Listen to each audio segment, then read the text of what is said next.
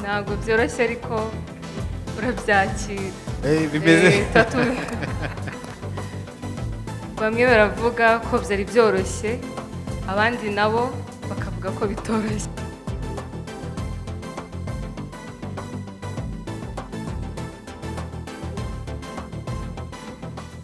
Welcome back again to the Miss Rwanda 2020 auditions, and this time we're in the Eastern Province, where we're going to take a look at 30 girls walk here and be asked different questions, and the judges are going to help us determine who is worthy of moving on to the next step.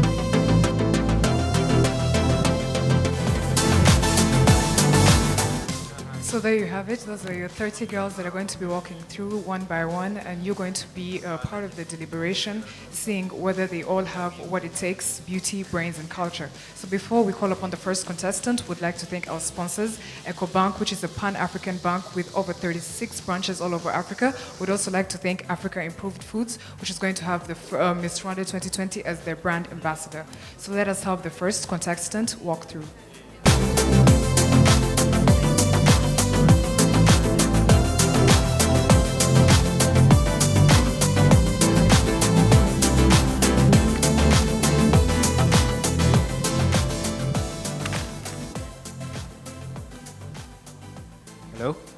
Hello.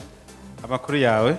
Amakuru ni meza. Ngiye nitwa Mike Karangwa, ndi kumwe na Eveline ndetse na Umutesi Jolly. Ni twebwe tugize akanama nkemurampaka kuri uyu munsi ko gutora abakobwa bazakomeza mu cyiciro gikurikiyeho. Turakwakiriye, wumva utekanye muri wowe, sibyo? Yego. Ngaho nawe tangira utwibwira. Ndabibona neza kuri nimero 1 ariko ibindi sinabimenye. Ndi Nirere wa Hategekimana wa Mucenzagango wa Basaza wa Sinderibuye Sinderibe wa Kagenzi nk'abandi imfure mu Basinga. Murakoze. Numvisemo kuri Nirere iryo y'izindi ababyeyi bakwise, hanyuma izina rya kizungu ufite ryo nirihe? Niba urifite? Ndarifite. Ni Marta. Marita. Yego. Nirere Marita. Yego. Nirere Marita, uvuka mu kahe karere? Mvuka mu karere ka Kayonza. Ufite imyaka ingahe? Mfite imyaka 21. Wasoje amashuri yisumbuye ryari Marita? Nasoje amashuri yisumbuye mu mwaka wa 2019. Wiyandikishije guhatanira guhagararira intara y'Uburasirazuba muri Miss Rwanda 2020. Ndatekereza ko aricyo kikubesheje ahangaha. Ngaho banze tubwire ku byiza by'intara y'Uburasirazuba rero byibura twumve ko nayizi. Murakoze. Nabashije kubona umwihariko w'intara yacu. Intara ifite ubutaka burambitse. Intara yacu ifite ikirere cyiza, kidakonja cyane, kirashyuha kandi nabwo ntikirenze urugero. Ni 2 muri 5 nagusabye, harasigaye nka 3. Intara yacu ngereranyije n'ibyo nabonye n'amaso yanjye, intara yacu irimo abantu bize cyane. Marita Karame uraho muraho. byashoboka ko watubwira ibintu bitatu kuba ino ntara ifite ubutaka burambitse, kuba muvuga Ikinyarwanda, kuba ndetse irimo abantu benshi bize, ikintu byaba bimariye ino ntara by'umwihariko, umwihariko wabyo w'intara yawe, ariko nanone ibintu bitatu uwo mwihariko wanyu umariye ino ntara yanyu. Kuba ifite ubutaka burambitse, tubasha kuba twakoresha ubwo butaka bwose tukabuhingaho nta misozi itubera imbogamizi. Ikindi, kuba ubutaka bwacu burambitse budufasha kweza ikawa, kikaba ari kimwe mu mwihariko turusha izindi ntara. Nikuze, Mike Rangwa. Yes, urakoze Nirere Mart, wagerageje kudusubiza uko warushoboye kandi wakoze kwitabira iri rushanwa. Umwanzuro wanjye ni no, kubera ko ntabwo witeguye gicu. Ubwiza urabufite, ariko ubwiza nibwo bufite amanota make ugereranyije n'ibindi tugenderaho hano, ntabwo byujuje. Umutesi Jolly. No. Murerwa Evelyn. No.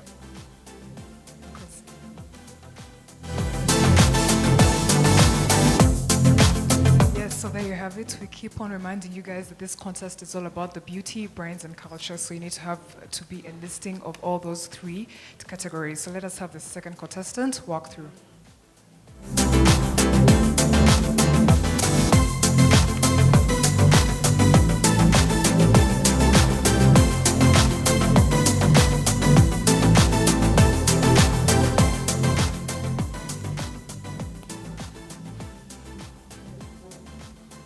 Wiriwe neza. Mwiriwe neza. Nge nitwa Eveline, ndi kumwe na Mike na Jory. Twebwe tugize aka kanama nkemurampaka. Urumwe nawe mu biyamamariza kuzahatanira ikamba rya Nyampinga w'u Rwanda 2020. Yego. Ndagira ngo ubanze utubwire uri muntu ki. Murakoze, nitwa Umwari Nice. Nkaba ndi umwari w'umunyarwandakazi urangije amashuri yisumbuye muri IPRC Kigali mu ishami rya telecommunication. Murakoze. Nice. Uyu munsi uramutse ugize amahirwe yo gutorwa Nyampinga w'u Rwanda 2020, niki wumva uzamarira igihugu cyawe cy'u Rwanda? Murakoze. Ikintu numva nzamarira igihugu cy'u Rwanda, nkanjye nk'umunyarwandakazi ufite indangagaciro yo gukunda igihugu cye, ndumva ikintu cya mbere nzakora, nzabanza gutanga umusanzu wanjye nk'uko umuntu ukunda igihugu abikora. Umusanzu wanjye nzatanga, nzafasha urubyiruko ndugira inama, mfatanya n'inzego zibishinzwe kugira ngo nshishikarize bagenzi banjye bagiye mu biyobyabwenge kugira ngo babashe kubivamo, n'abatarabijyamo mbagire inama yo kugira ngo ntibazabijyemo, mbabwire ibibi byabyo, mbabwire yuko nk'urubyiruko ntago kujya mu biyobyabwenge byica ubwenge. Rero umuntu ubwenge bwapfuye ntago igihugu kiba kikimukeneye. Mu gihe rero nk'urubyiruko igihugu kidukeneye, ntago dukwiye kujya mu biyobyabwenge kugira ngo dutange umusanzu wacu. Ntago igihugu cyagukenera waragiye mu biyobyabwenge. Nice. Yego.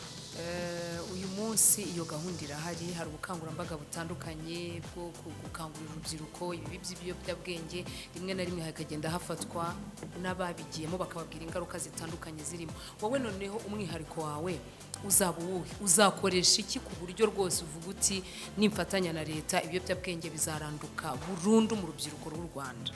Murakoze. Ikintu cya mbere nzakoresha, nzabanza mfatanye n'inzego z'ibanze kugira ngo dukangurire urubyiruko kugira ngo bave muri ibyo biyobyabwenge. Noneho ikintu gitandukanye nzakora, njyewe natekereje nsanga urubyiruko ikintu cya mbere kibatera kugira ngo bajye muri ibyo biyobyabwenge ni ukutanyurwa, ni bwa bukene bwo mu mutima. Kuba mu rubyiruko rero utanyuzwe ugatekereza yuko bya bibazo byawe ari byo bigutera kujya muri ibyo biyobyabwenge, ntekereza yuko ntago ibyo ngibyo azaba ari byiza. Nzafatanya rero n'ababishinzwe kugira ngo tubakangurire, kandi nibabona ndi urubyiruko bazabyumva vuba kuruta undi wese wabibabwira. Ikindi kintu nzasaba inzego zibishinzwe, cyane cyane inzego z'ibanze, ko hashobora gushyirwaho akagoroba k'urubyiruko. Muri uwo mugoroba w'urubyiruko nkaba nshobora kugenda nkaganiriza urubyiruko nkabegera. Ikindi kintu nzakorana n'itangazamakuru cyane kugira ngo mbashe kugira ngo negerane n'urubyiruko, numva ibibazo byabo, numva ibibatera kugira ngo bajye muri bya biyobyabwenge, ndetse dufatikanye no kugira ngo bya bibazo byabo tubikemure. Urakoze. Nice. Mbere y'uko uza ninde wabwiye ko ushaka kuza kwiyandikisha? Murakoze. Umuntu wa mbere nabibwiye mama. Yakubwiye iki? Mwaganiriye iki muri rusange?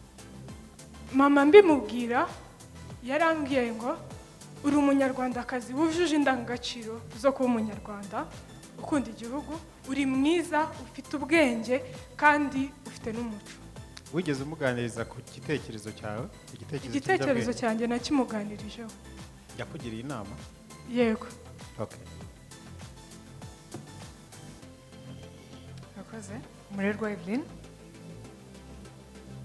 Nice, ni njyewe wamubajije kandi yagerageje gusubiza neza. Ku bwanjye Nice ndamuhanyuza. Okay. Mike Arangwa. Yes. Why? Ariko yagerageje kwitwara neza, n'ijwi urumva ko agerageza kuvuga ibintu afite. Ikibazo gusa kirimo, impamvu nkubajije ngo waganiriye nande, wafashe umwanya munini cyane utaragera ku cyo ushaka kutubwira. Byibura iyo mba wowe nuko bitashoboka, nari kuvuga ko igitekerezo cyanjye ari ukuzana umugoroba w'urubyiruko, ugahera aho ngaho udevelopa icyo. Naho ibindi wari wanyuzemo kwari ushaka kuducisha nka Nyamata Ririma, kandi dushaka kuza Kayonza turimo turuka Rwamagana. Umutesi Jolly.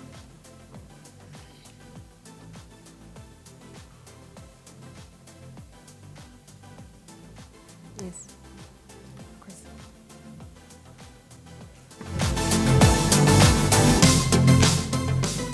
Yes, there was the second contestant. You can see that they are very much well trying to express themselves in different ways that they possibly can. So before we call upon the third contestant, we'd like to thank Rwanda Motor Suzuki, which is going to be giving Miss Rwanda 2020 their very own car. We'd also like to thank MTN, which is Rwanda's leading telecommunication provider. So let us call upon the third contestant.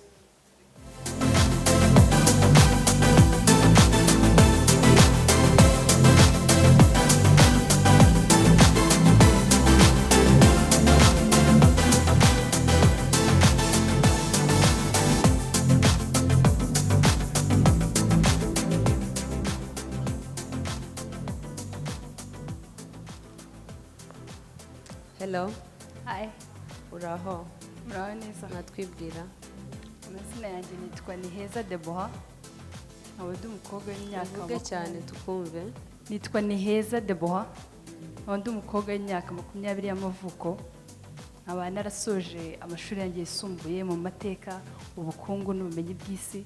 Nkaba nanjye ndi umwe mu bakobwa bateye ushema no kuza guhagararira intara y'Uburasirazuba muri Nyampinga w'u Rwanda 2020. Murakoze. Ni iki kiguteye ishema guhagararira intara y'Uburengerazuba, kuki utagiye Kigali cyangwa se ngo ujye mu zindi ntara zitandukanye? Murakoze cyane. Ikintu cya mbere cyane ishema zo kuza guhagararira intara y'Uburasirazuba nuko ariyo ntara yanjye mvukamo, niyumvamo, kandi numva ko ariyo ibohokeye kuba naza kuzamo gukoreramo. Murakoze. Gusa yego. ese wumva ubaye ugiriwe amahirwe yo kuba nyampinga w'u Rwanda 2020 ni iki kintu cy'umwihariko wumva wakorera intara y'Iburengerazuba cyane cyane ko ari iguteye ishema y'Iburasirazuba sorry murakoze ikintu cya mbere kineye ishema ryo kuza kumva ko intara yanjye y'Iburasirazuba ariyo nakoreramo ikintu numva nzabamarira cya mbere ni bishiye mu mushinga wanjye ariyo mu kirimi cy'amahanga natira witwa environmental conservation cyangwa se mu kinyarwanda kubungabunga ibidukikije. Ego murakoze. Wawe utubwira umushinga wawe?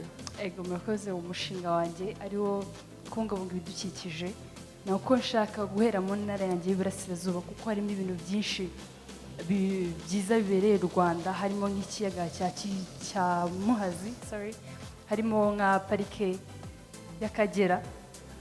Nkashishikariza abaturage bahaturiye bose kujya bahita bakahitaho, bakagirira isuku, bakakorera, bakaha agaciro, ukamenya agaciro kaho kuko ari nacyo kintu cya mbere kiri mu bintu bitwinjiza mu gihugu amadovize, ari natwo adufasha mu kubaka ibikorwa remezo.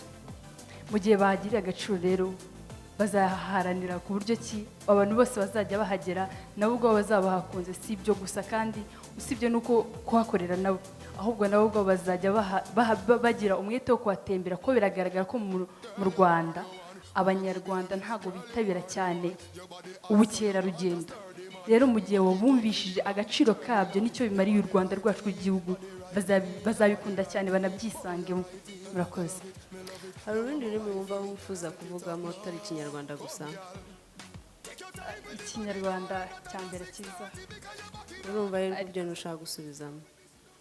Ego mu Kinyarwanda nta kibazo, ariko na English nagerageza. Nice. Na Deborah, ntukagire ubwoba. Icyongereza niba ukizi ukivuge. Nta muntu uzakwambara amanota kubera ururimi wavuzemo. Kandi twese turabizi ntabwo nshobora kuvuga Icyongereza nka Trump, kimwe nuko nawe adashobora kuvuga Ikinyarwanda nkanjye, sibyo se? Niba wumva ushobora kuvuga mu Cyongereza igitekerezo cyawe kigatambuka neza kurushaho, cyo kivuga, sibyo? Kandi ntabwo tuzagucira iteka ngo nuko wakoze amakosa mu rurimi. Twese ntabwo ari urwacu, sibyo? N'abagenzi bawe uze kubabwira. Uwumva yisanzuye igitekerezo cyari bugitange mu Cyongereza cyangwa mu Gifaransa aze kukivuga, sibyo? Yego. Okay. Murakoze. Murerwa Aline, yego cyangwa oya? Niheza Nicole, ndamuheza. Kubera? Yagerageje gusubiza neza cyane cyane ko avuga ko akomoka muri iyi ntara y'Iburasirazuba. Ni ukuvuga ngo kuba azi ko harimo ikiyaga cya Muhazi, akamenya ko ariho parike y'Akagera iherereye, akamenya ibigize cyane cyane iyi ntara, kuri jyewe ni ikintu gikomeye kandi umukobwa mwiza. Ndibaza ko nagira amahirwe yo gukomeza, ubwo azakomeza, dukunda kuvuga mu Kinyarwanda kwihinga. Umutesi Jolly? Deborah, njye ntabwo ndakuvaho. Why did you decide to do environmental conservation? Thank you so much. The reason I decided to do environmental conservation is because I found that many Rwandans don't know the value of their environment or what is surrounding them.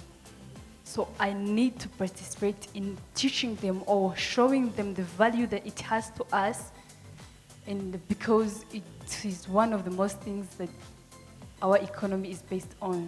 Thank you. Thank you too. So is it a yes or a no? I'll give you a yes because I just love nenumvishe ko ushobora kuba wavuga mu rundi rurimi neza, and definitely you've just answered my question the way I wanted you to do. So you deserve a very good yes. Thank you. Mike Arangwa? Umushinga wawe cyangwa igitekerezo cyawe, reka twe kubyita umushinga, tubyita igitekerezo. Ubongere ukinonosore neza. Sibyo? Kuri liste yanjye amanota wagize kuko nkureba ibigaragara inyuma ari hejuru, ariko ayifite mu byo kunsubiza ari munsi yayo, kubera ko igitekerezo cyawe, frankly speaking, it's not convincing at all. The idea itself is okay, ariko implementation yayo ni ikindi kibazo, sibyo? I give you a yes. Ariko, be careful. Be careful. Thank you. You can move on now. So there you have it. That was the fourth contestant talking about the way she can try to implement her project through environmental conservation. So we'd also like to thank our sponsors, Bella Flowers, a flower company that produces the most flowers and sells worldwide. We'd also like to thank Multi Design Group, a company that provides services of knowing the value of your property and also property management. So let us have the fifth contestant walk through.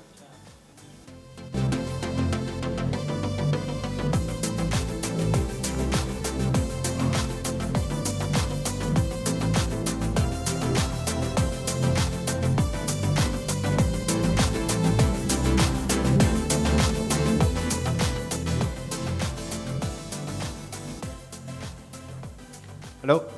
Hello? Amakuru yawe? Neza. Nagira ngo uvuge ijwi nk'iryo nanjye ndi kuvuga ugerageze byibura tugere kuri pick imwe. Yego. Nitwa Karangwa, ndi kumwe n'umurerwa ndetse na Umutesi. Wowe witwa nde? Nitwa Wihogora Phionnah. Wihogora Phionnah. Wihogora Phionnah. gerageza uvuge cyane. Wihogora Phionnah. Yego, ufite imyaka ingahe Phionnah? Mfite imyaka 19. 19. Uvuka mu kahe karere? Muri Gatsibo. Mu karere ka Gatsibo mu ntara y'Iburasirazuba. Yego. Urashaka kuba nyampinga w'u Rwanda. Mbwira amateka yawe ujya gufata icyemezo cyo kuza muri nyampinga w'u Rwanda kwiyandikisha muri iyi nshuro ya 2020. Tubwire, tuganirize, tubwire igitekerezo cyavuye he, cyaje gute, wabiganirije nde, waje ufite icyizere kingana gute, ni icyumva gikwiye gutuma tuguha pasi ugatambuka ku cyiciro gikurikiye. Okay, urakoze cyane. Amateka yanjye nifuje kuba nyampinga w'u Rwanda kera, nayibonaga kuri TV nkiri mutoya, icyo gihe babicishaga buri gihe bambaye ibintu bisa nkumva ni byiza, nkumva ko nanjye nabikora.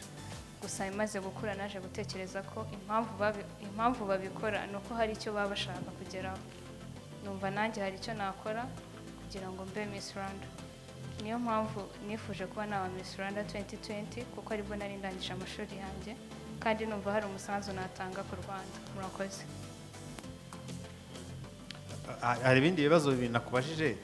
Wabiganiriye nande, yakugiriye ihe nama, yakubwiye iki, hanyuma uze gusoreza ku kandi nakubajije kavuga ngo nihe mpamvu wumva inteko iri hano y'abantu batatu yaguha pasi, bintu wumva ikintu ufite cy'umwihariko cyatuma tuguha pasi? Murakoze. Umuntu wa mbere nabiganirije mu wanjye, niwe wampaye imbaraga akambwira ko nshoboye, numva ko nanjye nshoboye. Hanyuma ikintu numva cyatuma pasingamo hano ni uko numva ko icyo ari cyo cyose igihugu cyankeneraho nagikora, cyane cyane ibyo njye numva nshaka gukora ko nabikora neza. Hanyuma nifuje kuba nasigasira agaciro k'umwana bitewe n'ubuzima bagenda bacamo mu Rwanda. Agaciro k'umwana Deborah, nkurikije uko bimbwiye ntago mbishyikira neza, noneho bitubwire. Usigaje amasegonda atari menshi ariko bitubwire ku buryo tubyumva mu masegonda asigaye. Okay. Urakoze. Umwihariko w'icyo gitekerezo cyawe? Igitekerezo cyanjye nagikuye kureba ko akenshi usanga abana badahabwa agaciro bakwiye binyujije mu babyeyi baba barababyaye cyangwa bakababyara batabana n'abagabo babo cyangwa abagore babo, ugasanga ntibabaha agaciro bakwiye cyangwa ntibabona ibyo bakeneye kubona, kandi atari uko batabafite ahubwo ari uko babafite, ahubwo ntibakore inshingano zabo. So nifuje kuba njyewe nashyiramo imbaraga zanjye nkamenya buri mwana wese, yaba ababyawe n'abana bakiri batoya, kugira ngo agaciro kabo kazamurwe. Fia, Yego. nyampinga w'u Rwanda amara umwaka umwe gusa yambaye ikamba, Yego. sibyo? Yego. kandi aba afite ibintu byinshi agomba gukora. Uwo mushinga wawe, Yego. nkomve kumbwira impamvu ari wo wakora. Ese ni abana babyawe batazwi ababyeyi babo? Ese ni abana babyawe gute nabahe bana kuko agaciro k'abana nta munyarwanda wanga de nature mu buryo buri rusange nta munyarwanda wanga umwana kandi umwana bavuga ko mu kinyarwanda ni umwana ni umutware sibyo hari n'inzego nyinshi zibashyigikira kugeza n'aho hari na komisiyo y'igihugu y'abana uwo mushinga wawe rero kugeza ubu kereka niba ari mugenzi wanjye wagisobanukiwe neza ariko njye sindagisobanukirwa neza igitekerezo cyawe mu gusobanura uwo mushinga Phiona unatubwire se abo bana bafite ibyo bibazo ahubwo uzajya ugenda winjira muri buri rugo uzabigenza Okay, murakoze. Icyo nashaka kukubwira ni ukubwira abana cyangwa abana babyawe n'abana bakiri bato abangavu cyangwa abana babyawe ba mama wabo babafashe ku ngufu cyangwa se bitateganyijwe abo bana ugasanga cyane cyane bagiye kwandikishwa mu bitabo habuze papa we cyangwa se agakura atazi umubyeyi we nyakuri. uzakora iki rero kuko nacyo bakubajije uzabikora utereye uko njye numva nabikora mba numva nafatanya n'abayobozi bacu b'u Rwanda tukabishyiramo imbaraga cyane cyane tugiye duca mu mirenge cyangwa mu midugudu dukangurira ababyeyi cyane cyane hahandi baba bari nko mu tugoroba tw'ababyeyi kumenya agaciro kabo cyangwa se no kugira abana tukabamenyesha agaciro bagomba guharanira kugira ngo Phiona yes ko n'abakuru b'imidugudu kugira ngo bazamenye ibibera mu ngo rimwe na rimwe bidakunze kubaho ibyo bibazo kwanza wabonye ni ibihe byibanze ikindi hari ahantu uvuze ngo akagoroba k'ababyeyi bavuga umugoroba w'ababyeyi ntabwo bakivuga akagoroba k'ababyeyi ndagira ngo mu masogonda make cyane utubwire ibyo bibazo ubundi ni ibihe hari ibibazo bitandukanye hari iby'imirire hari ibibazo tubwire nuko uzabimenya ko kuvuga ngo nzakorana n'ubuyobozi bushobora kuzabwira bati bariya abana nta kibazo bafite kubera ko bababona bameze neza. Murakoze cyane cyane ahantu mbona ikibazo ni ku bana batiga nyine kandi bagomba kwiga ugasanga agiye gutangira kwiga agejeje imyaka yararengeje imyaka kandi afite ababyeyi kandi bagomba kubikora cyane cyane ababyeyi badakora inshingano zabo numva twakigisha abana yaba mu bigo by'amashuri kugira ngo babashe guhaguruka bakivugira kugira ngo natwe tubashe kubafasha. Hari ubushakashatsi bigeze ukora mbere yo gutegura umushinga? Yego. Bwari buteye bute mu masegonda make? Nabanjije iwacu n'ejo bundi nari ndiyo bavuga ko hari umwana waje gutanga ikibazo ko agejeje imyaka 8 ataratangira kwiga kandi afite ababyeyi bombi. Ikibazo ni uko usanga ababyeyi bafite ubushobozi ariko ntabwo bakora inshingano zabo. Akoze Umutesi Jolly ariko twagiye kumaza niba nta rundi rurimi yifuza kuvuga vuga igifaransa vuga icyongereza urumva wanyuzwe neza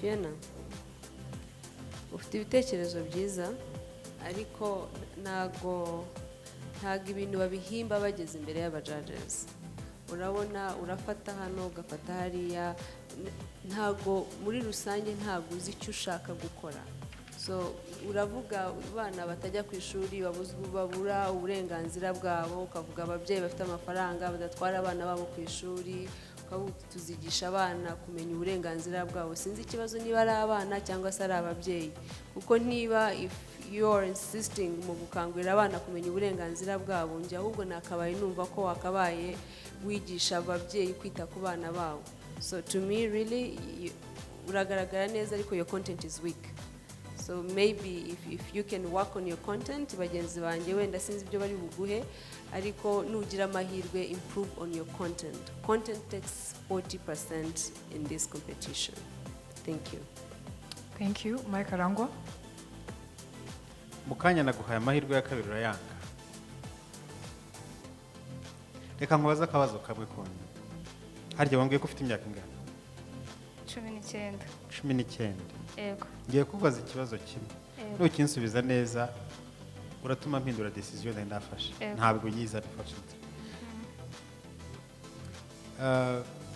mbwira urifuza kuba iki mu gihe cy'imyaka 5 iri imbere wumva Phiona azaba ari mu ntoki mu myaka 5 iri imbere hazaba ageze ku ruhe rwego ikinsubize mu rurimi ushaka murakoze bitewe n'ikintu nize kandi nkishaka numva nko mu myaka iri imbere 5 ngomba kuba mfite nka banki nyoboye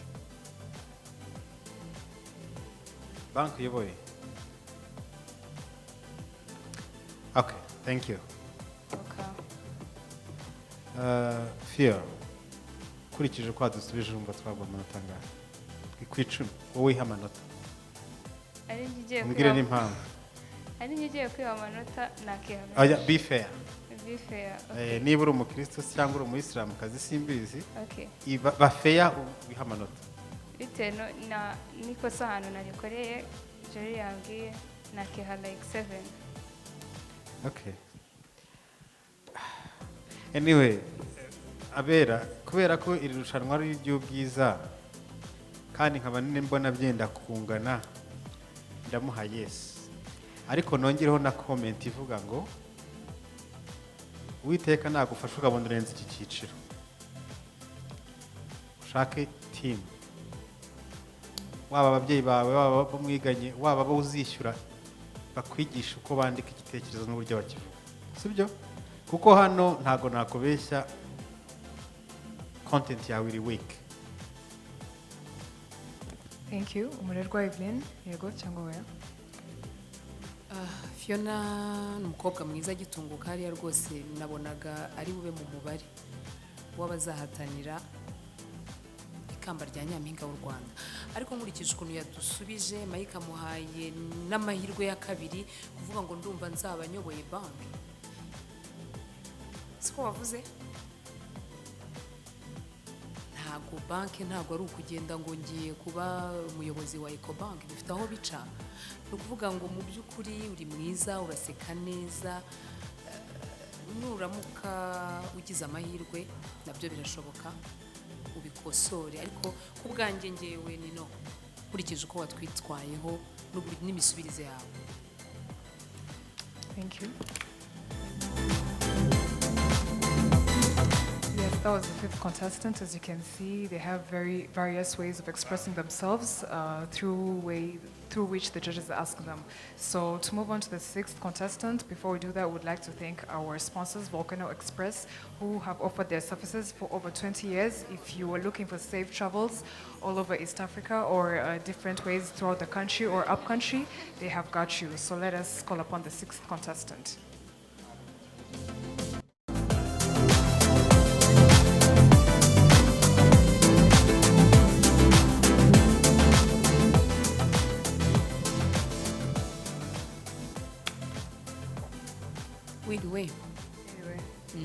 Ngewe mugiye kuganira nitwa Aline, ndi kumwe na Mike Rangwa na Jory Umutesi. Ndagira ngo nawe utubwire n'impamvu wigira icyizere ukumva ko ugomba kuza guhatanira kuzaba Nyampinga w'u Rwanda 2020 cyane cyane kandi ugahitamo intara y'Iburasirazuba. Murakoze. Amazina yanjye ni Ineza Charlene. Ndi umunyarwandakazi w'imyaka 19. Wineza? Ineza Charlene. Ndi umunyarwandakazi w'imyaka 19, nkaba narasoje 2018 muri section ya computer science. Ndangaha kwiyamamariza Miss Rwanda. Impamvu yatumye nza kwiyamamariza Miss Rwanda, iya mbere ni uko numva nifitiye icyizere, iya kabiri ni uko numva hari icyo mishe abanyarwanda n'igihugu cyanjye muri rusange, icya gatatu nje gutera ikirenge mu cy'abambanjirije ariko mbinyujije muri projet yanjye. Murakoze. Ugize uti hari umusanzu ngomba kuzatera mu Rwanda, nuwuhe? Okay, umusanzu nzatanga ni projet yanjye nateguye. Iteye ite? Projet yanjye niyo mu burezi. Leta yadushyiriyeho ibigo by'amashuri, hari za prive, hari za leta, ariko ugasanga abana ayo mahirwe ntabwo bayakoresha nk'uko leta yabahaye. Ugasanga niba umwana agiye guhitamo section ishami, ugasanga agendeye ku gitsure cy'umubyeyi. Ababyeyi kuri kino gihe bakunda yuko ngo yiga siyanse ngo niyo uzakugira akamaro. Oya, burya hari ikintu umwana yifitemo, hari impano aba yaravukanye Imana yamuhaye. Rero nkumva yuko umwana niwe ugomba gufata iya mbere. Hari n'abagendera mu kigare mu bigo by'amashuri ngo mugenzi wanjye kuva yize iki ngiki nanjye nziga iki ngiki. Rero nindamuka mbaye Miss Rwanda, umusanzu wa mbere nzakora, nzajya mu bigo by'amashuri nganire n'abanyeshuri, nganire n'ababyeyi bo muri icyo kigo, nganire n'ibigo bishinzwe imyigire WD, REB, twige kuri icyo kibazo. Buri mwana wese mwumvishe, cyane cyane nzanganiza abana guhera mu wa mbere benda gufata ishami mu wa kane. Nzambaganize mbereke yuko hari aho bagomba kuva, hari icyo bagomba kwiremamo bo nk'abana, hari ikintu barimo, ahubwo bagomba kwagura ibitekerezo byabo kugira ngo bagire icyo bageraho. Ikindi nzanganiriza abandi bagiye kujya muri university, nabo hari ikintu akenshi ni ubushakashatsi nakoze, naje kubona yuko abana bava mu mashuri baragarabanutse pe, ariko basoza nta kintu, ibyo bize nta kintu bizabamarira hanze, ni benshi. Rero ngomba kubumvisha yuko hari icyo bagomba gukora nyacyo. Murakoze cyane. Hari icyo bagomba gukora nyacyo. Yego. Leta y'u Rwanda ihora ikangurira urubyiruko gutekereza kwiga icyiciro cyose wakwiga, ariko uramutse wize n'imyuga ko byaba akarusho. Yego. Ese wowe ni ikintu uwuhe mwihariko wawe? Ikindi, ese aba banyeshuri uzajya ubasanga uzakoresha ubuhe buryo? Ntabwo wabitubwiye. Inzira nzabicishamo, ntabwo igihugu gifite ibigo byinshi, ntabwo nabasha kugigeramo ako kanya ngo mbakore ubwo bukangurambaga. Ahubwo buri gihembwe cyangwa se buri mwaka nzavuga ati buri gihembwe nzavuga ati muri icyo kigo nzavuga ati yenda mu karere runaka nzafatamo ibigo nka 5. Ibyo bigo rero ngende mbiganirize abana, ikintu nzabumvisha nkanjye n'urugero nibwo nkirangiza, ntabwo navuga ko hacemo umwaka ntabwo ari mwinshi cyane. Nzabumvisha yuko icyo nize aho bigeze ubu ngubu, umubyeyi wanjye yambwiye ati hitamo icyo ushaka, hitamo icyo nshaka. Ubu ngubu hari aho nakora bikangirira akamaro. Rero mbereke yuko mbahereza urugero, cyane ni ukwitinya muri bo. Ntabwo urubyiruko ntabwo rurimo ruratekereza cyane, rufite ubunebwe muri bo, ntabwo rurimo ruratekereza ngo bagure ibitekerezo cyane. Okay, Charlene, igitekerezo cyawe twacyumvise ni na cyiza, ahubwo akabazo k'amatsiko mfite, ubundi ni izihe ngaruka bitwaye icyo umubyeyi aramutse aguhitiyemo? Nkawe umubyeyi niwe waguhitiyemo cyangwa niwe wihitiyemo? Kugira ngo uhitemo kwiga computer science byavuye he? Niwe wabikundaga? Ni umubyeyi wabikundaga? Ni inshuti zawe zakubwiye bati hariya bazajya bashyira igiti imashini? Byagenze bite? Ngewe njye wabyihitiyemo. Nyiri umwana maze hari ukuntu abana bakunda gukina iby'abana, nakundaga gufata ikayi nkayirambura nkavuga ati nzakora muri biro, nyine niremamo ikintu cyo kuziga IT, cyo kwiga ikoranabuhanga. Numva yuko mbyumvisha na mama ko ari byo ngomba kwiga. Rero ni wowe wihitiyemo. None se ubundi bitwaye iki umubyeyi waguhitiyemo ko undi umubyeyi aba ari we ukureberera, abazi naho yifuza uzajya? Icyo gihe umubyeyi aguhitiyemo ntubyishimire. Icyo gihe ukora kugira ngo ushimishe umubyeyi, ntabwo ukora kugira ngo uzajye ejo hazaza. Mu kanya uvuze ijambo rikomeye nshaka nsobanurire neza. Avuze ati abenshi abava mu mashuri baragabanutse, ariko abasoza bakarangiza bafite ubumenyi buzabagirira akamaro n'imbarwa. Wambwiye ko bikoze ubushakashatsi, washatse kuvuga iki neza? Impamvu mbona biterwa n'icyo bundi. Impamvu navuze uko nguko, abashomeri b'abana barangije ni benshi hano hanze. Icyo gihe iyo ibyo bize biza kuba bifite akamaro, hari icyo baba barakoze hano hanze. Rero niyo mpamvu navuze uko nguko. Murakoze. Okay, urakoze Charlene. Urakoze cyane. Thank you. Umutesi Jolly, yes or no? Yes. Okay. Mike Arangwa? Yes, ndamuha yes.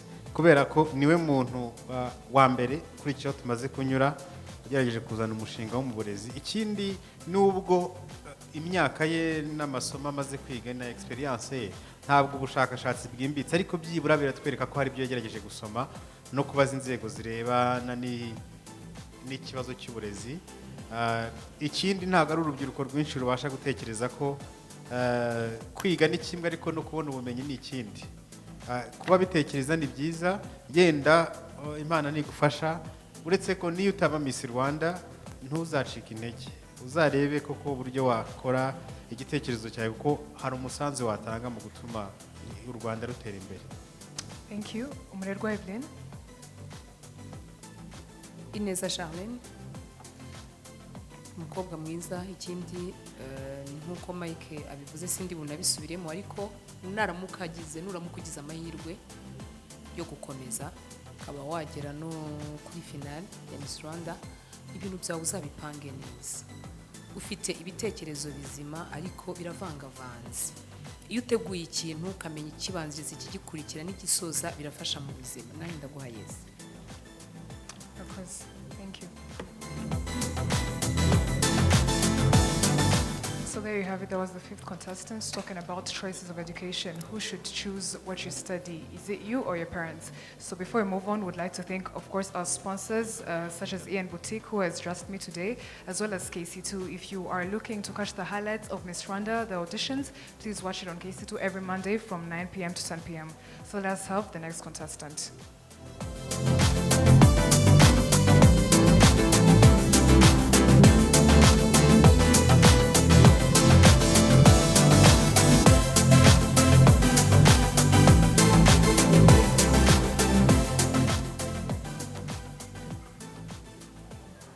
Hello.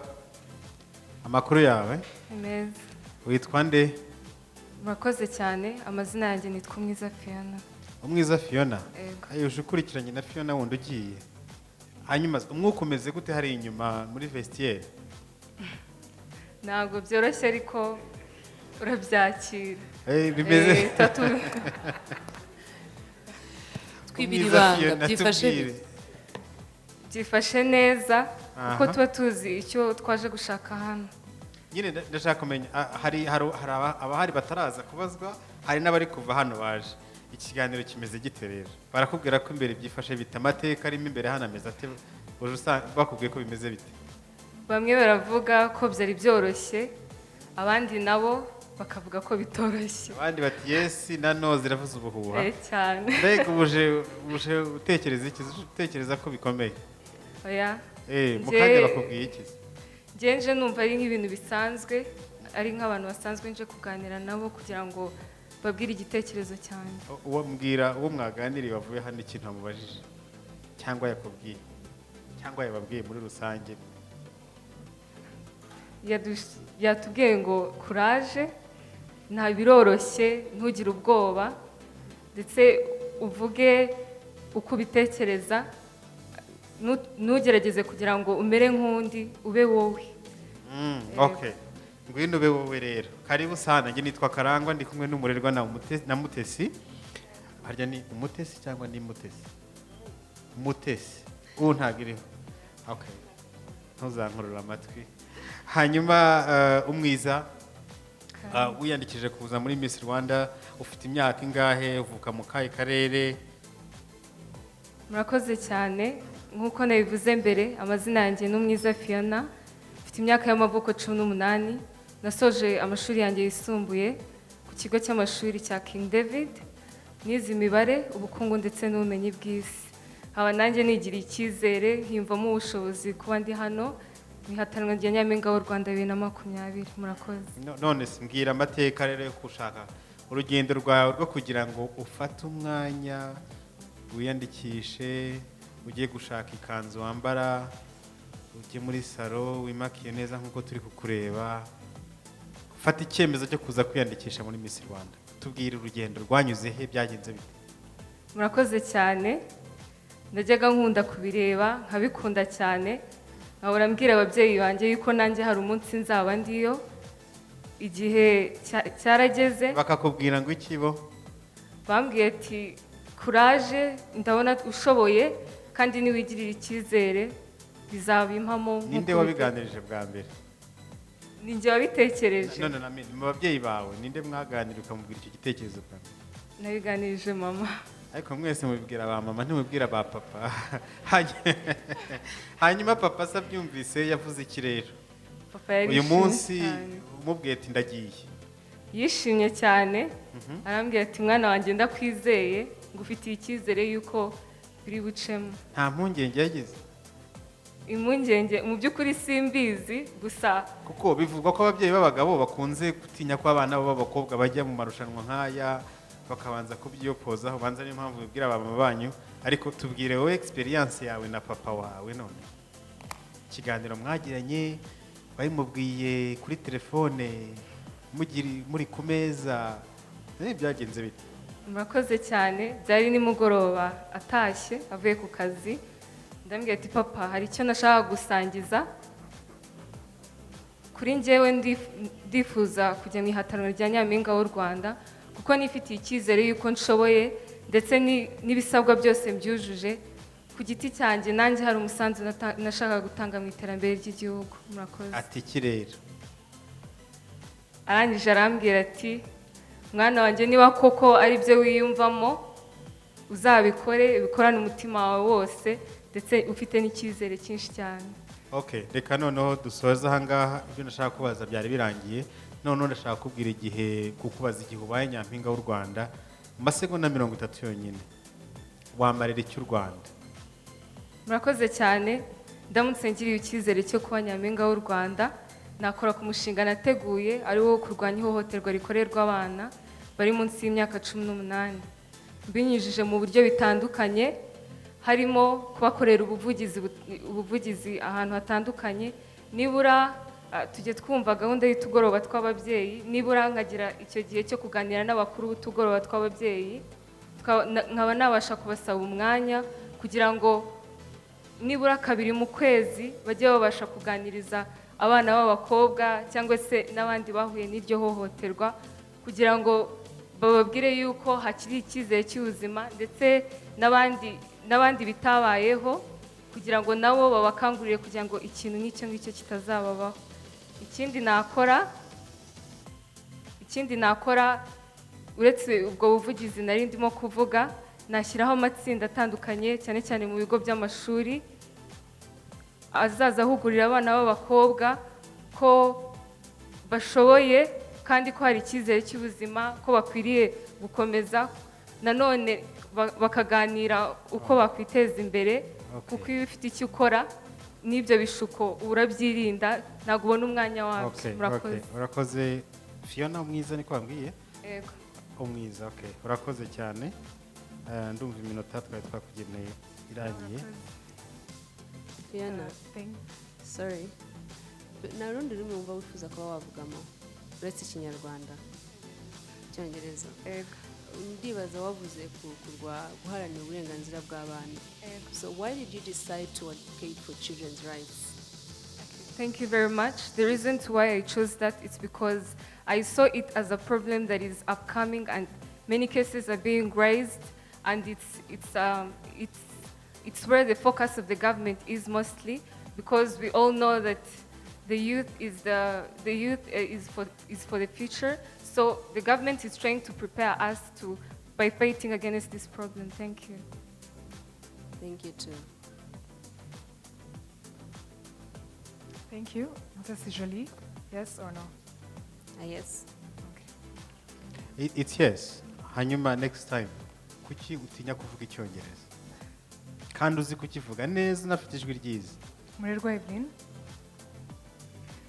Umwiza Phiona ndamuheza. Thank you. Ms. Rwanda is all about expressing yourself in different languages, the ones that you feel like you're very conversant in. So before we call upon the next contestant, we'd like to thank part of our sponsors, Smart Design. If you want anything printed, gifted, or designed on, they'll offer you those services. Camellia Tea Cafe, which is one of the best restos that we have in Rwanda, and Ms. Rwanda is going to be offered full free services throughout the year. So let us call upon the next contestant.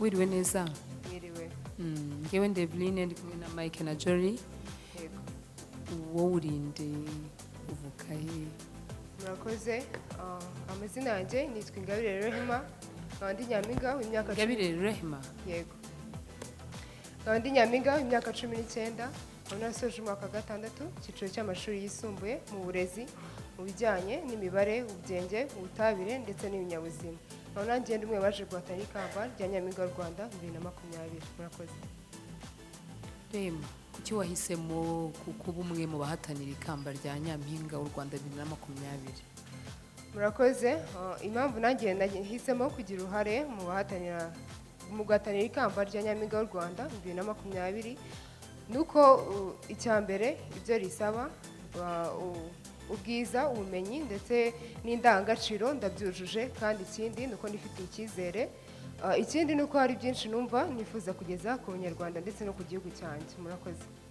ibi rero wifuza kugeza ku banyarwanda no ku gihugu cyawe cy'u Rwanda ni ibihe murakoze ndamutse ngira amahirwe yo kuba nyampinga w'u Rwanda 2020 umusanzu wanjye nifuza kugeza ku banyarwanda binyuze mu mushinga wanjye witwa We for Teachers ukaba ari umushinga uzaba ugamije guteza imbere imibereho ya mwarimu cyane cyane abarimo mu mashuri abanza by'umwihariko bo mu byaro murakoze uzabigenza ute rero murakoze ubundi twese tuzi ko abarezi ni abantu b'agaciro kandi bakomeye cyane twese tubaho turi abantu batandukanye hari abaminisitiri bakomeye hari abadepite bakomeye hari abacuruzi bakomeye yemwe namwe no muri abajaji bakomeye kubera ko twese tubikesha ishuri kubera ko twese tubikesha ko twanyuze imbere y'abarabarezi bakaba baraduhaye ubumenyi uburere ndetse n'indangagaciro byadufasha kuba turiho uyu munsi wa none ariko kuri ubu ugasanga abo bantu bagize urwo ruhare runini ndetse banadufashije kuba turiho uyu munsi wa none imibereho yabo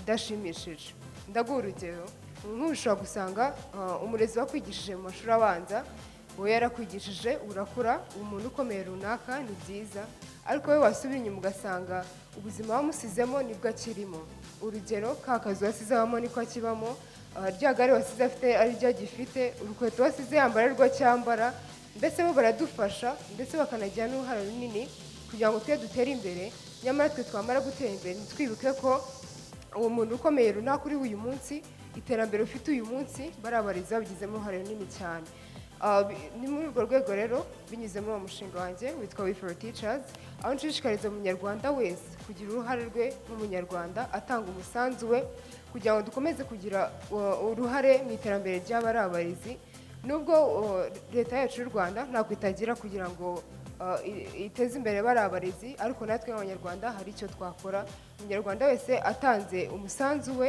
njye nkabikora nawe ukabikora n'undi wese akabikora twagira uruhare mu iterambere yego uyu mushinga ni mwiza ariko se uzakoresha ubuhe buryo kuko imibereho ya mwarimu imaze igihe kinini ivugwa ibyo ari byo byose waricaye urabitekereza wifuza kuzaba nyampinga w'u Rwanda 2020 uzaba ugiye bigenza ute noneho kugira ngo bishyirwe mu bikorwa niba wa mwarimu afite igare mu myaka runaka nawe ashoboye kugura akamodoka nk'uko nari mbivuze ni ugushishikariza twebwe abanyarwanda kugira uruhare rwacu dutanga umusanzu wawe ntabwo ari ibintu bikomeye ndabyumva uzabibashishikariza ariko se uzabicisha mu zihe nzira mu buryo bwihuse urugero burya nka wa mushahara ubona buri kwezi ukimara kuwufata ukibuka ko uriya mwarimu ukibuka agaciro ke ndetse ukibuka ko no kuba ugeze ku rugero rufata uwo mushahara wa buri kwezi yabigizemo uruhare hanyuma bigatuma utangaho umusanzu wawe ibyo nkabikora nawe ukabikora na buri munyarwanda wese akabikora nkeka ko havamo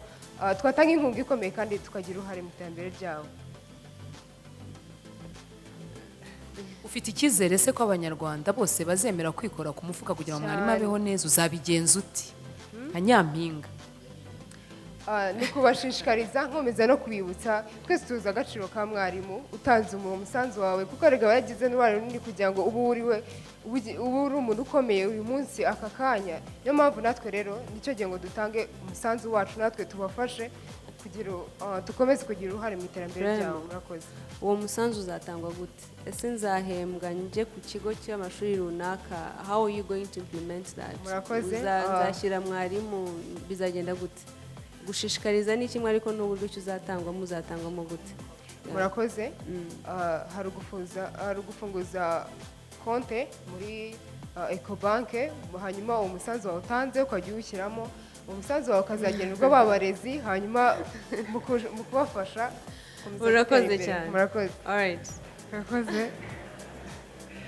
umurerwa Evelyn yego cyangwa oya Rehema Ingabire ndamuha yes. Umutesi Jolly, yes or no?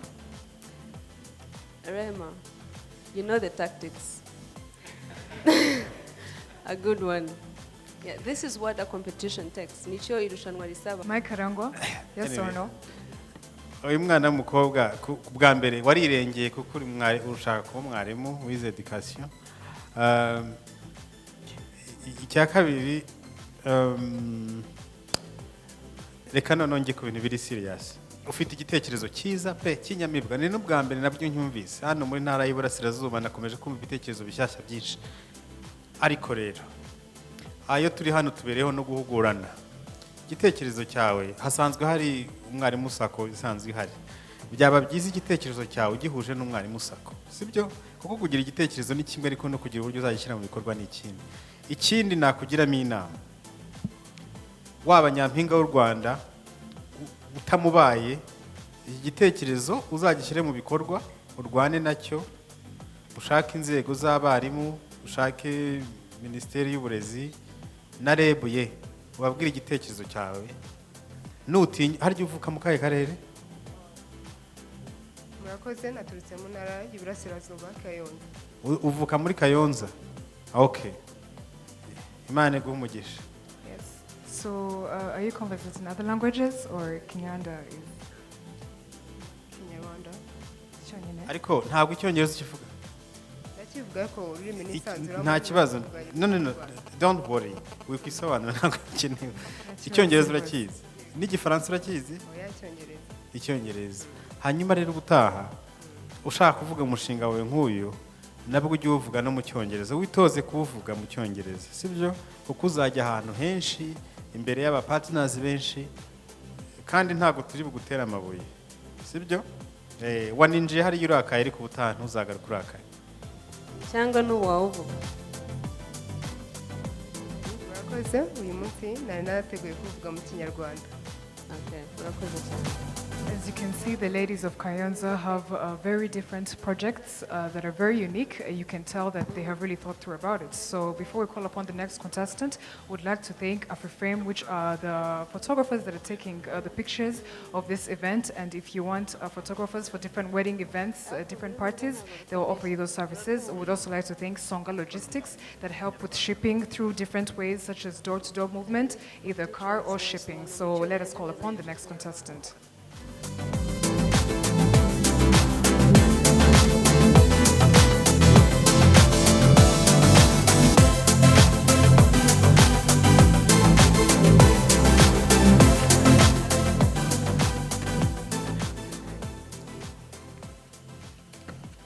Hello. Watwibwira? Murakoze amazina yanjye nitwa Murangamirwa Ange, ndi umunyarwandakazi w'imyaka 21, ntuye mu ntara y'Iburasirazuba mu karere ka Bugesera.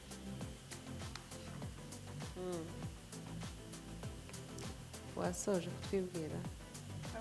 Ndangije amashuri yanjye muri uno mwaka mu kigo cya Star School mu ishami ry'amateka ubukungu hamwe n'ubumenyi rusange bwiza. Urumva ushaka gusubiza mu ruhe rurimi? Mu Kinyarwanda. Nta urundi urimo ushaka gusubizamo? Mu Kinyarwanda. Iyo wavuze icyerekezo 2020 wumva iki? Urakoze, iyo bavuze icyerekezo 2020 numva ko ari icyerekezo abanyarwanda by'umwihariko nk'urubyiruko muri rusange twagakwiye kuba dufite uruhare runini mu iterambere ry'u Rwanda, tugakora cyane tukubahiriza indangagaciro z'abanyarwanda kugira ngo duteze imbere igihugu cyacu. Wumva uruhare rwawe muri kino cyerekezo 2020 ndetse tunarimo rwaba ari uruhe? Murakoze, nge uruhare rwanjye numva nagira muri kino cyerekezo cya 2020 nagicisha mu mushinga wanjye. Umushinga wanjye nawita gukunda igihugu binyuze muri murandasi, mu rurimi rw'amahanga twabyita internet patriotism. muri kino gihe hari abantu ubona ko bari gushakira ubukire cyangwa kuba ibyamamare kuri internet basebye igihugu cyacu bacyambika amasura mabi bakakivugaho ibitari byo ugasanga harimo abantu turabikurikirana turabireba kuri internet mu Rwanda irakoreshwa ariko ugasanga ntago tugaragariza amahanga ko ibyo bavuga atari byo ntago tubasubiza kandi tuzi ukuri kuri mu Rwanda hari byinshi twaratira amahanga tukayereka uko igihugu cyacu gitengambaye kimeze neza ibyiza bihari bakaza no kubireba. Mbwira ibintu bitatu cyangwa bitanu wumva waratira mu ndi mahanga u Rwanda rumaze kugera muri kino cyerekezo 2020. Ikibuga cy'indege kiri Bugesera mu ntara nturutsemo, amahoteli, ibiyaga dufite.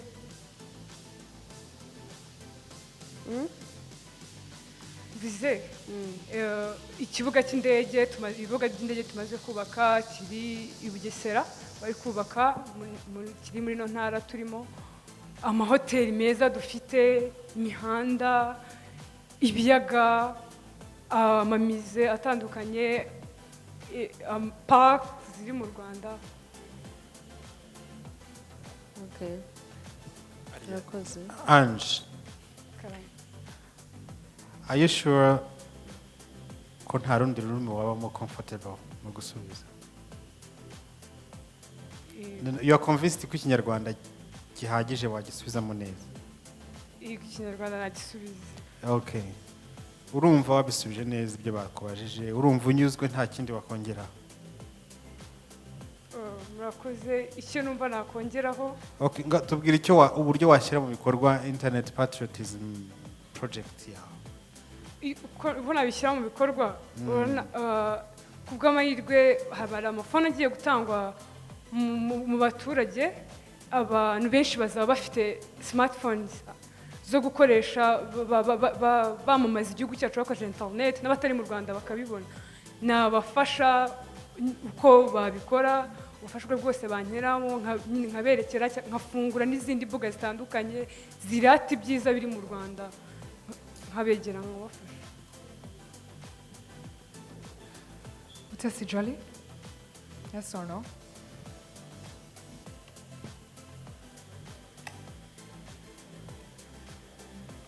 Yes. Why?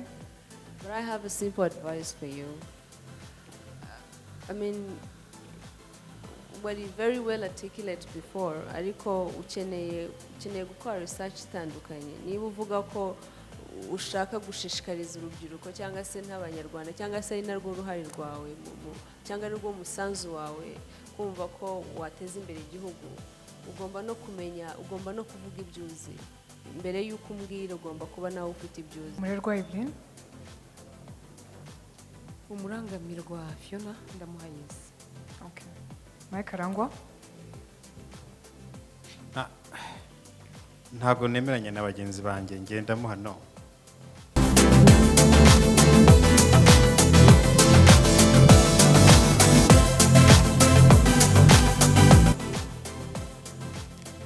Nitwa Kansime Deborah. Deborah Kansime. Okay, urashaka kuba nyampinga w'u Rwanda? Yego. Kansime, ufite imyaka ingahe, uvuka mu kahe karere? Mwakoze, mfite imyaka 19. Nkaba mvuye mu karere ka Kayonza. Mu karere ka Kayonza hano niho utuye? Yego. Niho uvuka? Umuntu utaragera muri kano karere ka Kayonza araje arakuyoboje arakubwira ati ndashaka umfashe gusura no kumenya akarere ka Kayonza, muvuga ko ari ubuhe mwihariko w'aka karere? Murakoze, umwihariko w'aka karere harimo amashuri meza, aramutse ari umuntu ushaka kwiga namujyana nyine kureba ibigo byiza bihari, harimo New Life, harimo Bright, harimo ibigo byiza. Aramutse ashaka gusura wenda nko kwifata neza niba ariko nabivuga, namuzana hano muri Silent akagira wenda ifungura akiyakira neza. Basically my project is about fighting drugs, in that I would put sports for the youth, when I believe that an idle mind is the devil's workshop. When people don't have what to do, when they miss what to do, they think about evil things. So if I put sports for the youth, they won't think about doing crazy things like taking drugs. They'll just take up sports and improve their talents and meet with new people. So if they take sports, they won't have time to think about drugs. Secondly, that was the main reason why people may rape others, the little kids. Another reason is because of ignorance. They don't know what they're doing to these little children. They don't know the trauma they will have later on. So they do it unknowingly. There are some people who are just careless, they are selfish about everything, and because of their pleasure, they would take advantage of other people. So dear judges, I would advise those people about not taking advantage of those kids, because if they take advantage, those kids will become traumatized. They won't take part in developing the country in the future. Thank you. Yes or no? So I'll give you a yes, simply because I love your content in both languages. You try to express yourself. You're very eloquent and articulate in whatever you're talking about. So I'll give you a yes. You deserve it. Mike, is it a yes or no? For me, it's yes. Okay. Namuhaye yes kuko afite igitekerezo cyiza. Umurerwa Evelyn? For me also is yes. Thank you.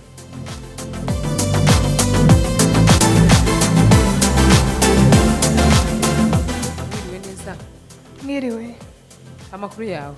amakuru yanjye ni meza. Ndagira ngo rero tubwire uri muntu ki, jyewe nitwa Eveline, ndi kumwe na Mike na Jerry. Wowe urinde. Njyewe amazina yanjye nitwa Umubyeyi Claudine, mfite imyaka 19, naturutse mu mujyi wa Kigali, mu karere ka Gasabo, narangije amashuri yanjye yisumbuye, nkaba ndi umwe mu bakobwa bifuza kuba baba nyampinga w'u Rwanda muri uyu mwaka wa 2020. Umubyeyi Claudine, uramutse ugize amahirwe yo kwambikwa iri kamba, ni iki wafasha abanyarwanda by'umwihariko urubyiruko bagenzi bawe? Murakoze cyane. Njyewe ndamutse mbaye nyampinga w'u Rwanda, ikintu nafasha abanyarwanda cyane cyane urubyiruko, nafatikanya nabo kurwanya ibiyobyabwenge kuko nasanze bidindiza iterambere ry'igihugu cyacu ku rwego rwo hejuru. Murakoze. Wabigenza ute rero? Uburyo nabikoramo, nafatanya n'inzego zibishinzwe, harimo polisi y'u Rwanda, harimo ibigo ngororamuco, harimo amatsinda menshi, bitewe n'izina naba mfite, nakora ubukangurambaga mu baturage b'igihugu, cyane cyane mu rubyiruko, tugashyiramo icyo nakwita amatsinda y'amaklabu ashinzwe kurwanya. Ariko ntabwo ndi convinced. Ndaguha no. Okay. Umutesi Jolly? No. Umurerwa Evelyn? Ndaguha no, ariko buriya umukobwa mwiza umwaka utaha uzongera ugerageza amahirwe yawe. So let us call upon the next contestant.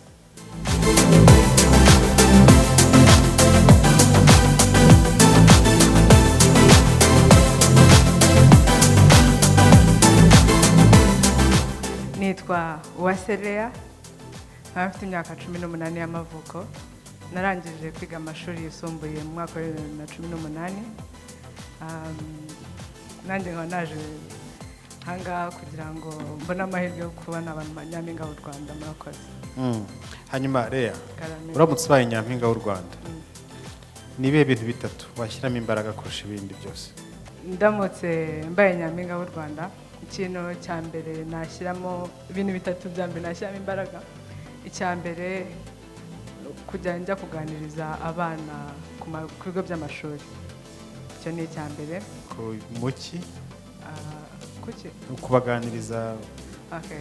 Kubaganiriza mu myororokere yabo. Ku myororokere? Ku buzima bw'imyororokere? Yego. Icya kabiri? Icya kabiri nashyiramo imbaraga, mu Cyongereza babyita charity work. charity work. Yes. Okay, ibikorwa by'urukundo. icya gatatu mu by'ukuri niyobokamana murakoze. Okay, waba pasiteri? Ntabwo ari ukuba pasiteri. Umubwirizabutumwa? Bisa nkabyo ariko ntabwo ari byo. Okay, mbwira ni gute? Bisobanure neza.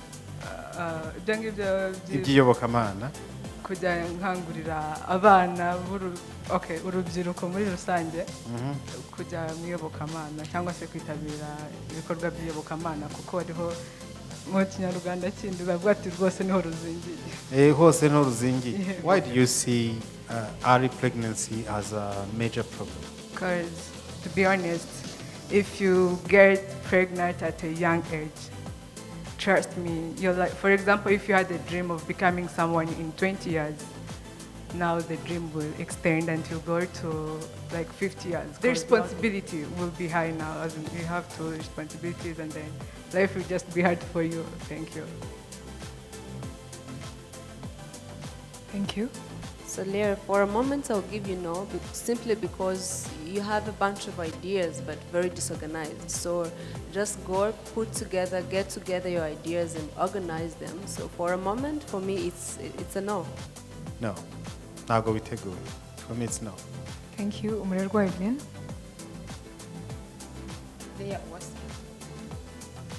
nanjye ndaguha no. Ntago witeguye na gato na gato.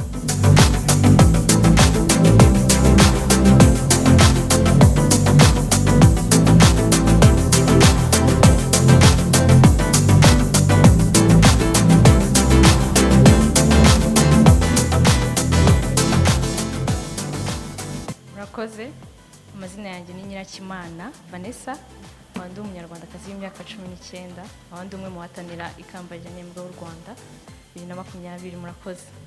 Umushinga wanjye ni uwo gufasha mu rubyiruko, rujyanye n'urubyiruko gufasha kugabanya ibiyobyabwenge cyangwa se kuba babireka. Nabikora binyuze muri izi nzira. Hari abana bajyana iwawa muri rehabilitation schools nyine kugira ngo babashe kuba babafasha kuba babigabanya. Rero abo bana iyo bagezeyo barabigisha imirimo bashobora gukora cyangwa se bashoboye, noneho bavayo bakabereza n'ibikoresho yego, ariko usanga abo bana iyo bageze hanze hari igihe babura aho bashira, ni ukuvuga ngo aho ibyo bikoresho cyangwa se ubwo bumenyi bafite babye-expose hanze. For now ndaguha yes. Okay. Kubera afite ibitekerezo byiza ariko harimo ikintu kiri kuburamo gitoya. Umutesi Jolly, yes or no? Ndaguha no kuko ibyo avuze si byo mbona. Uragaragara neza ariko your content is vague. Yeah. Thank you. Umurerwa Evelyn.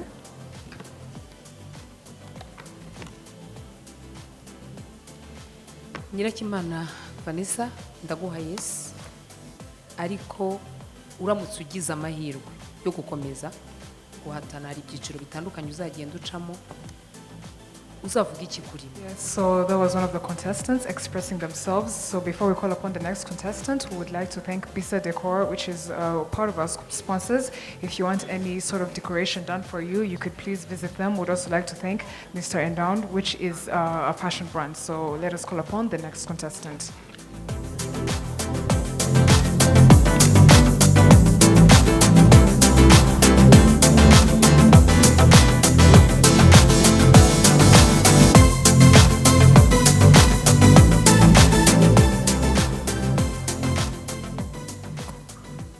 Murakoze, nitwa Kankunda Rwagitare Faith, ndi umunyarwandakazi. Nitwa Kankunda Rwagitare Faith. Kankunda Rwagitare Faith, okay. Yego. Aha. Ndi umunyarwandakazi w'imyaka 19, nkaba narashoje amashuri yisumbuye umwaka wa 2019 mu ishami ry'imibare, ubugenge n'ubumenyi bw'isi mu kigo cya Delice Kigali. Murakoze. Ni igihe mpamvu wumva yatuma Rwankunda Rwagitare Faith aba Miss Rwanda 2020? Murakoze cyane, bitewe n'ubushake n'umusanzu numva nshaka kugeza ku gihugu cyanjye, numva yaba impamvu yatuma mba Nyampinga w'u Rwanda 2020. Hari ubushake, hari n'ubushobozi. yego aha ubushobozi rero nibwo nshaka ubushake bwo it's okay buri wese yabugira ubwo bushobozi rero buri he tuzabonera he murakoze ndamutse mbaye nyampinga w'u Rwanda 2020 naba mfite urubuga rugari rwamfasha mu gusoboza ubushake bwanjye mu guteza imbere igihugu cyanjye. Okay, tubwire igihugu gitezwa imbere muri byinshi wowe uzibanda ku kikubera iki uzabikora uti? Murakoze cyane ndamutse ngize amahirwe yo kuba nyampinga w'u Rwanda 2020 numva nafasha igihugu cyanjye mu kurwanya no kugabanya umubare w'abakobwa baterwa inda bakiri bato. Murakoze. Umwihariko wawe ni iki Faith azanye gishya kuri iyo subject? Murakoze, udushya two ni twinshi ariko numva ngewe uko mbona ko igihugu gishingiye ku muryango. Nifashishije imiryango yacu tuvukamo habaho tubinyuze mu kagoroba k'ababyeyi kabaho twajya tuvuga umugoroba w'ababyeyi ntabwo ari akagoroba k'ababyeyi. Murakoze cyane. Umugoroba w'ababyeyi mfatanyije n'abayobozi b'imidugudu n'utugari twajya dushyiraho kugenzura umwana tukongera kwibutsa umubyeyi ko afite inshingano zo kurera umwana we neza ndetse n'icyo kibazo cyagaragara uwo mubyeyi akaba yakurikiranwa ahagaragaye iyo mpamvu. Murakoze cyane. Ikindi kintu numva nakora ni ukongera kwibutsa umwana w'umukobwa kudatesha agaciro uwakadusubije akamenya ko afite agaciro ke nk'uko nyakubahwa mukuru w'igihugu cyacu yabitubwiye ko umukobwa ni don't touch. Icyo kintu tugomba kugishingiraho tugakomeza agaciro kacu twasubijwe tukirinda kugatesha uwakadusubije. Murakoze. I'll give you now kuko ntago ari uko mu byo wavuze nta kintu numvishe si uko numva ahubwo nuko ntacyo wamaye. Thank you. Mike Arangwa. Hano nkubwira ngo ugende witegure neza wongere wandike igitekerezo cyawe. Umurerwa Evelyn. Nkunda Rwagitare Faith. Nanjye ndaguhamya. So let us have the next contestant walk through.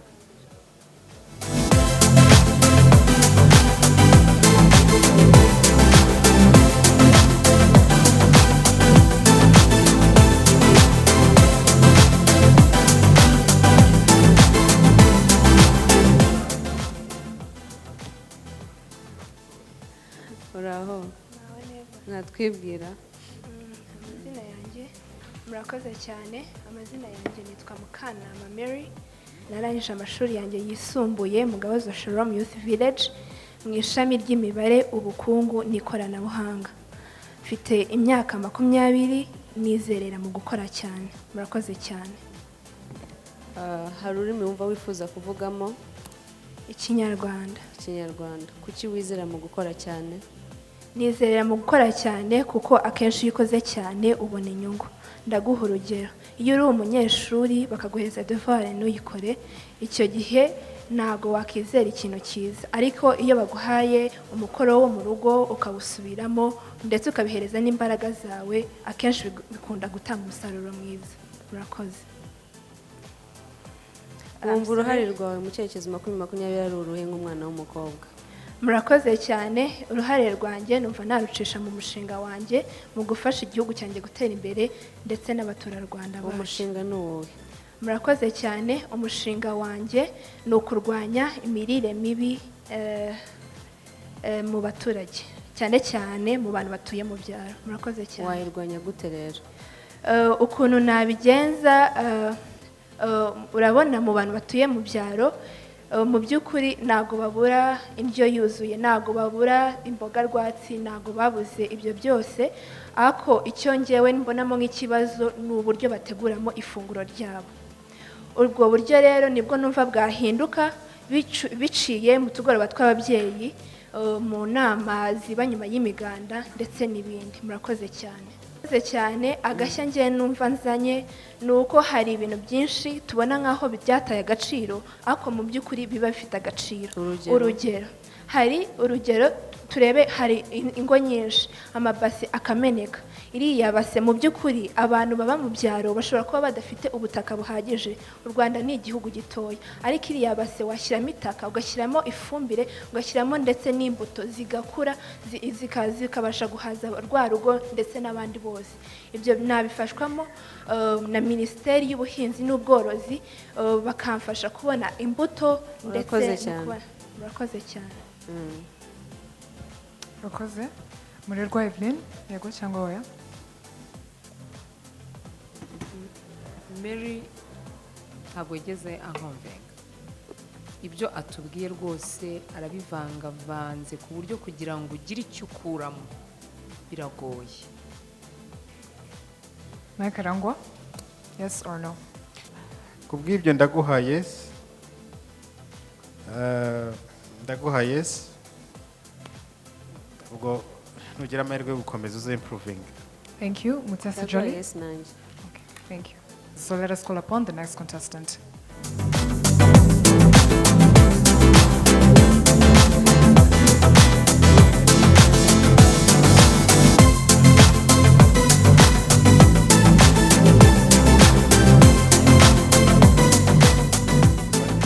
Murakoze. Amazina yanjye nitwa Icyeza Nikuze Aline, ndi umunyarwandakazi w'imyaka 22. Narangije amashuri yisumbuye muri Kigali Leading TVET School, ibijyanye n'amahoteli n'ubukerarugendo. Murakoze. Ongera unsubiremo amazina numvise Ikirezi? Icyeza. Icyeza. Nikuze Aline. Nikuze Aline. Yego. So motivation wayivanye heye kwiyandikisha kugira ngo ube nyampinga w'u Rwanda muri 2020? Motivation kuva kera nabirabikurikiranaga mu Rwanda, nkabona ni ibintu byiza, nkumva ndabikunze, nkahora mfite ishyaka ry'uko nanjye igihe nzaba nagejeje igihe narangije amashuri yanjye nzaza kwiyamamaza. Ubundi se ni iki wumva cyatuma uba nyampinga w'u Rwanda? Ikintu cyatuma mba nyampinga w'u Rwanda cy'umwihariko kuri wowe? Cy'umwihariko icya mbere numvaga mbikunze, ikindi mfite ubushake, kandi iyo ukunze ikintu uragishobora, kandi nkumva nshaka no kuba ijwi ry'abandi bakobwa bagenzi banjye, numva nshaka no gutanga umusanzu wanjye ku gihugu, atari uko ntari nyampinga ntatanga umusanzu, ahubwo noneho naba mbonye amahirwe meza yo gutanga umusanzu ku rwego rw'igihugu ndetse nkabera n'urugero abandi bakobwa. Murakoze. Murakoze. Umutesi Jolly, yes or no?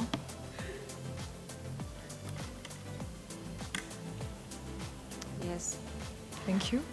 Murerwa Evelyn, yes or no? Icyeza Nikuze Aline, ndamuha yes. Mike Arangwa, yes or no? It's yes. Cyambere nuko yaje yiteguye, ibyo tureba inyuma rwose byagufasha umwanya munini, n'igitekerezo cyawe ni cyiza.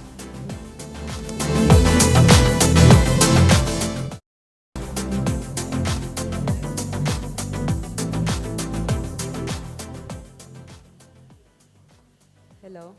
Hi. Uraho. Muraho neza. Watwibwira? Murakoze.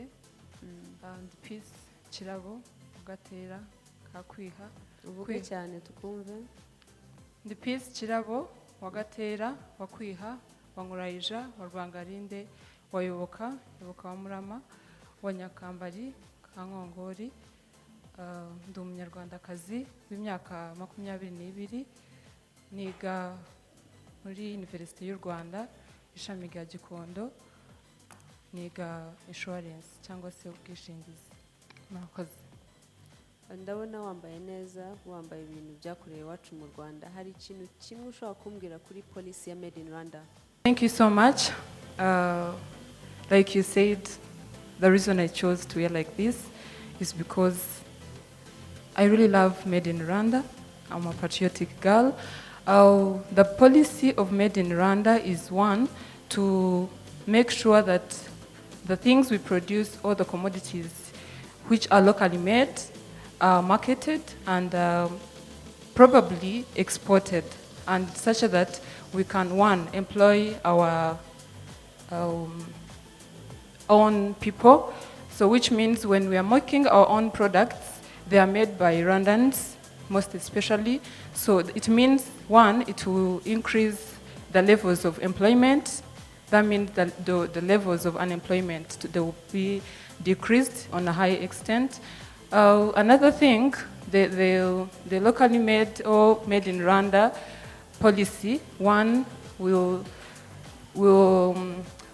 will increase like in publishing our own country, like our country will be known all over, through this policy. So when we make our things and export them to other different countries, eventually, for example, if I go in a different country wearing our locally made products, they will definitely recognize you that you're Rwandan. So I think that would be one of the policies. So in case you happen to be crowned Miss Rwanda 2020, yes, what would be your prime role in promoting Made in Rwanda policy? Thank you so much. My prime role, if I happen to be chosen as Miss Rwanda 2020, one, because we've always been suffering or being affected by the problem of unemployment, I would emphasize on that, creating our own jobs. I should make it, I think I would make it the prime policy. Like, one, if I encourage other people, mostly youth, the disabled, I mean, the country at large, if they emphasize on Made in Rwanda, doing their things, they will include in the levels of employment such that the standards of living will definitely increase. Thank you.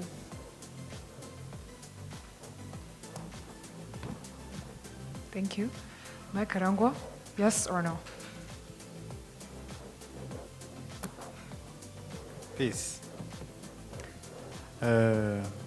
Mpunzi iki cyambere, and I have to admit it, byibura ko utinyutse kuvuga mu rundi rurimi nabyo ni ikindi abandi nabonye babitinye.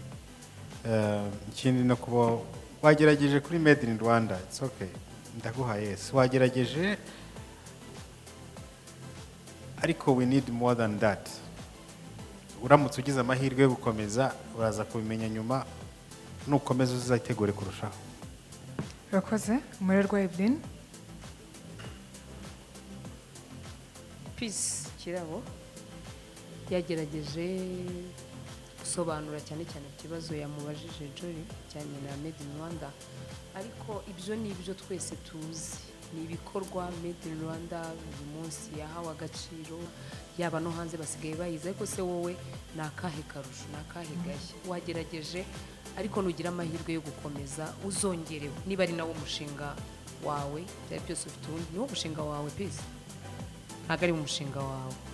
Iyo uza kuba ari wo umushinga wawe ari kugira byinshi wongeramo, ndaguha yes, nugira amahirwe ubwo umushinga wawe uzawutegure, ntuzagire icyo wibagirwamo. Urakoze. Umutesi Nadege, yes or no? We had the most interactions, so yeah, I'll give a yes. Thank you.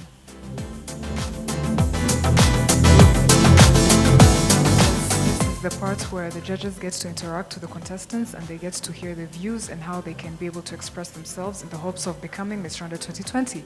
So let us call upon the next contestant to walk through.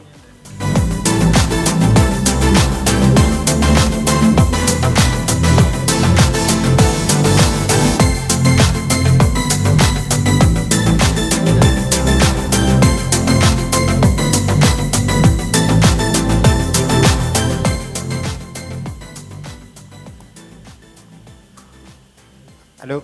Hello. Uraho neza? Muraho neza. Nitwa Karangwa. Byo byose uranzi. Naba bose urabazi. Yego. Wewe witwa nde? Njye nitwa Umutesi Nadege. Umutesi Nadege, no bwa mbere uje muri Miss Rwanda? Oya, ntago ari ubwa mbere. Ni inshuro ya kangahe? Ni inshuro ya kabiri. Ni inshuro ya kabiri. Yego. So, niki cyagenze nabe bwa mbere wakozeho ku buryo wumva noneho kigiye kuvaho? Kitaragenze neza bwa mbere, ntago nifite icyizere gihagije, kandi ntabwo niteguye bihagije. Yego. Uyu mwaka uriteguye? Uyu mwaka nditeguye cyane. So, ni iki kiri special kuri wowe uyu mwaka wumva ko kiri butume ubona pass yo gukomeza? Ikintu cya mbere ni ukubera yuko nifite icyizere, kandi nzi neza yuko mfatanyije n'Imana ntacyo ntageraho, kandi nzi yuko ibitekerezo byanjye bikenewe binyubiye bitewe n'umuryango nakuriye mu muryango udakunda kuntenga amatwi ngo wumve ibitekerezo byanjye, ariko nahize yuko 2020 ngomba no kujya muri Miss Rwanda nkabereka yuko ibitekerezo byanjye bitafasha umuryango wanjye wonyine, ahubwo wafasha n'indi miryango itandukanye. So nkunda stories, gerageza umbwira impamvu wowe no kuba wataragutegaga amatwi. I like stories like that. Inkuru yanjye ukuntu imeze, ubundi tuvuka turi abana babiri mu rugo, ni njyewe mutoya, hakundaga kubaho yuko cyane cyane ababyeyi bose papa na mama ugasanga hari nk'ukuntu haba situation mu rugo ugasanga nk'umwana mukuru cyangwa umwana umwe niwe bari gusaba ibitekerezo cyangwa niwe uri kubona yuko ibitekerezo byari byo bakeneye cyane kandi nanjye ibitekerezo byanjye yego ndi muto ntago nshobora gutanga ibitekerezo bifatika nk'iby'umukuru wanjye ariko nanjye mfite ibitekerezo kandi nanjye bishyizwemo imbaraga byabyara ikintu gikomeye. Okay, hanyuma igitekerezo cyawe rero ufite kidasanzwe wakoresha kugira ngo ube successful Miss Rwanda 2020 ni ikihe? Unsubize mu rurimi ushaka. Igitekerezo cyane mfite uyu mwaka cyatuma uba nyampinga uzagera ku mihigo ye ni ikihe? Akagira n'icyamarira u Rwanda bien sûr. Igitekerezo cyane mfite nuko muri 2020 ngomba kuba umukobwa wubahiriza igihe kubera yuko igihe kirahenze kandi ngomba kuba umukobwa wishakamo ibisubizo nk'urubyiruko kubera yuko nyakubahwa Perezida wa Repubulika ahora twibutsa yuko tugomba kwishakamo ibisubizo kugira ngo turindire amahanga kugira ngo dukemure ibibazo dufite. Projet yawe iteye gute muri Miss Rwanda 2020? Projet yanjye niyo kugabanya ubushomeri mu rubyiruko. Uzabikora ute? Ni iki kidasanzwe? Impamvu nshaka kukubwira byihuse nuko twabyumvise byinshi kuri uwo mushinga. Wowe icyo ufite kidasanzwe uzakora nka nyampinga w'u Rwanda umwaka warangira tukavuga ati turiya mukobwa koko yarakoze. Icyo nzakora gitandukanye namaze gukora isuzuma mbona yuko hari urubyiruko rugiye rutandukanye ruri mu ntara zitandukanye batamenya amakuru neza. Urugero nk'uko ikigega BDF gishobora kubaha 70% y'igishoro kandi bashobora no kwiga kwizigamira kugira ngo babone igishoro ndetse hakaba hari naho ibigo bitandukanye bifasha urubyiruko kwagura ibitekerezo byabo ariho dotirwa hakaba nuko tugomba kumva yuko ibitekerezo byacu nk'urubyiruko ari byo bikenewe kandi bigomba kubaka igihugu kugira ngo twumve ko igitekerezo mfite cyangwa umushinga mfite atari wo ntaho wangeze. Tugomba kugira ikizi. Uzashyiraho website se uzashyiraho ibiganiro nzakora ibiganiro hagati mfatanyije na leta ndetse n'abikorera kugira ngo tubashe kugeza amakuru no mu ntara zitandukanye z'igihugu ndetse no mu turere dutandukanye.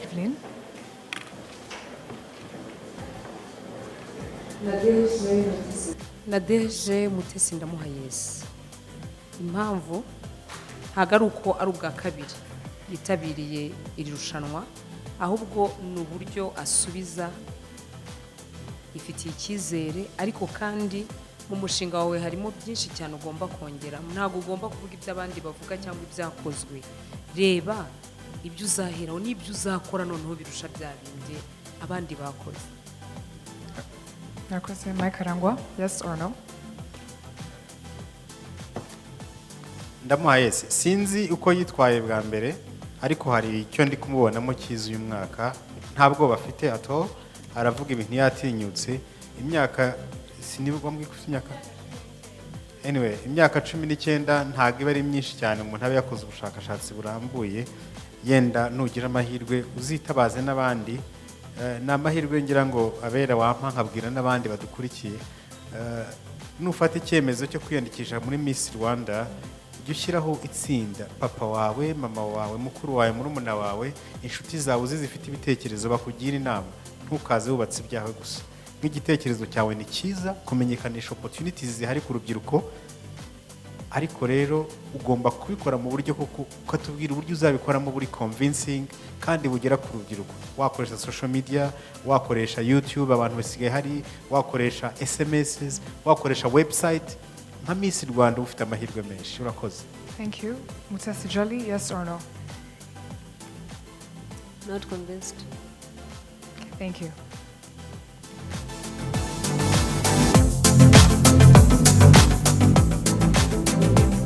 Yes, the competition competition is still moving on. We are still taking a look at the different girls who wants to be a part of the movement of becoming Miss Rwanda 2020. And like Mike Karangwa said, it's always good to seek information, ask around, use the different platforms that we have to educate ourselves so that we can be able to convince the people out there that your project is worth listening to. So let us call upon the next contestant. Wiriwe. Mwiriwe neza. Nitwa Aline, ndi kumwe na Mike na Jory. Wowe uri nde? Nitwa Umugwaneza Cynthia. Umugwaneza Cynthia. Umugwaneza Cynthia ubyonyine? Nitwa Umugwaneza Cynthia. Turagira ngo twibwire mu magambo urinde uri muntu ki? Umugwaneza Cynthia ubundi ni muntu ki? Nitwa Umugwaneza Cynthia. Gerageza kuvuga cyane kandi uzamure mikoro. Ntubona uko nyifashe Cynthia? Ego. Nitwa Umugwaneza Cynthia. Nasoje kwiga 2018 muri computer science, mfite imyaka 20. Kubera iki wahisemo kuza kwiyamamariza muri aka karere cyane cyane muri intara y'Iburasirazuba? Narahishimiye bitewe n'ibintu bihari bikurura abaviziteri baza mu Rwanda. Ibyo gusa? Ego. Hari Akagera National Park, hari na Muhazi. Hanyuma mbwira uyu munsi urimo urahatanira ikamba rya Nyampinga w'u Rwanda 2020. Uramutse ugize amahirwe nicyo uzamarira u Rwanda n'abanyarwanda birumvikana? Ikintu namarira abanyarwanda no kubavuganira aho biri ngombwa. Yego. Umushinga wawe uteye ute? Umushinga wanjye no kurwanya ibiza. Dukurikije imvuriza ikabije kazanamo urubura, umuyaga n'inkuba, bigasenya amazu, bigatwara ubuzima bw'abantu, ibimera, ndavuga imirima bikagenda. So nifuzaga ko nafatanya na ministeri tugakangurira abantu batuye mu manegeka kuhava, tukubaka amaterasi kugira ngo ibyo biza tubihagarike. Murakoze. Cynthia, ibi byarakozwe. Urabizi ko mu minsi yashize rwose hari abantu batandukanye bavanywe mu manegeka, yewe nyuma yaho hakagwa imvura nyinshi yashoboraga kuba yarabahitanye, ariko kubera ko leta y'u Rwanda yabavanye muri aya manegeka, ubuzima bwabo twavuga ko bwarokotse. Niki uzakora none kirenze ibi ngibi? Mu manegeka iyo gahunda irahari, yewe iranakomeje. Ego, irakomeje. Hari abantu batabyumva neza, nk'urugero hari abantu bajya kwimura kugira ngo babavane aho hantu bakabahakura batabyumvishe neza. No kuvuga ngo no kwegera abaturage nkabasobanurira neza ibyo aho hantu bari ko hadakwiriye, no kongera imbaraga muri icyo gikorwa kiri gukorwa, bakabyumva neza ko ari ugutabara ubuzima bwabo, hanyuma bakahakurwa ari ibintu bumvishe neza, atari bya bintu bari kureklama ngo babimuye babatunguye.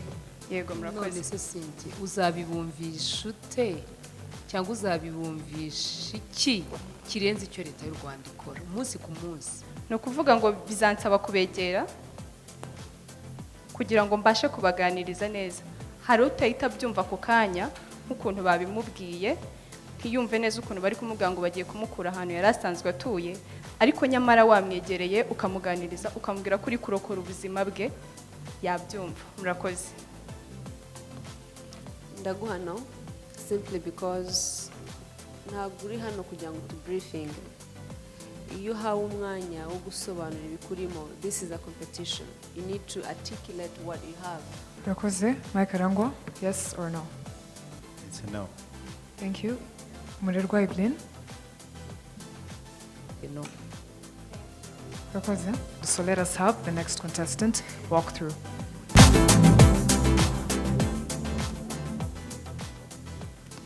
Uraho? Uraho neza. Watwibwira? Murakoze. Nitwa Charlene Karugarama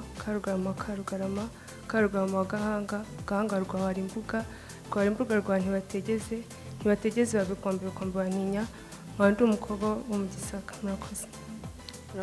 Urashaka gusubiza mu rurimi Ikinyarwanda? Straight to the point. Ndashaka umbwira impamvu eshatu wumva ari wowe ukwiriye kuba Nyampinga w'u Rwanda 2020. Impamvu ya mbere ni uko Miss Rwanda, iyo umaze kuba Miss Rwanda, uba ufite ijwi ry'igihugu, bikagufasha ko abantu bose ubwiye babasha kukumva. Ikindi kintu ni uko nifuza gufasha abana b'abakobwa batwaye inda ndetse n'abatarazitwaye, mpereye muri rubanda rwo hasi, akaba ariho mpera mbigisha ndetse nanabafasha kubona uburyo bakiteza imbere bagateza imbere n'abana babyaye kuko akenshi iyo umukobwa amaze kubyara ata agaciro mu gihugu. rubanda rwo hasi ni ukuvuga iki? Nzamanuka mpere rubanda rwa bugufi ntavuze ngo ndahera ahari mvuge ngo hejuru ngo ahantu nko ku kagari, ahubwo nzakoresha inama aho nzaba nabonye icyo kibazo cyangwa ngende mvuga ngo uyu munsi ndasura kano karere, nkoresha inama rusange bose bisangamo bavuga ikibazo cyabo tubafashe cyangwa se tunabavuganire. Hari amakampeyini zirirwa akorwa n'ibigo bya leta bitandukanye ndetse n'abandi bantu batandukanye, zamije profe zirabikora. Ese ni izihe ngamba wowe wumva uzanye zidasanzwe mu kurwanya ibyo bibazo urimo kuvuga birimo abana batwara inda zitateganyijwe? Ingamba nzanye ni uko nzabafasha, yego n'abandi batambutse se cyangwa abandi barabafasha, kongera icyo nzibandaho ni uko nzagerageza bose bakisanga muri ubwo buryo bwo gufashwa. Bakoze ukuvuga ngo abandi ntabwo bakoze ku buryo abantu bose bisanga muri ibyo bikorwa? Bitewe ngiye n'uko mbyumva numva ngiye nzarushaho. Bakoze. Rakoze? Mike Arangwa, yes or no? Charlene agerageje hari ukuntu ateye, ashobora kuba mu buzima busanzwe ari shy, ntabwo ibyo nawe murenganyiriza. Thank you. Umurerwa Evelyn. Charlene nanjye ndamuha yes, ariko ubutaha rwose Miss, ariko ntujya unareba ngo urebe bagenzi bawe. Miss nuseka, Miss nutumvisha abantu bereka surire yawe kandi ni nziza nayibonye. Ufite na uri mwiza rwose. Nugira amahirwe yo gukomeza rwose ujye ugerageza useke. Ndaguha yes. Call upon the next contestant. Would like to thank some of our sponsors, EcoBank, which is in all over Africa, and would also like to thank Africa Improved Foods, which is going to have Miss Rwanda 2020 as their brand ambassador. So let us call upon the next contestant.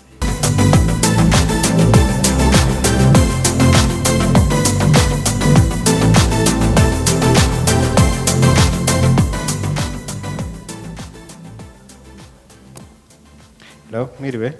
Mwiriwe neza. Amakuru yawe? Meza. Nitwa Karangwa, wowe witwa nde, ufite imyaka ingahe? Munezero Grace.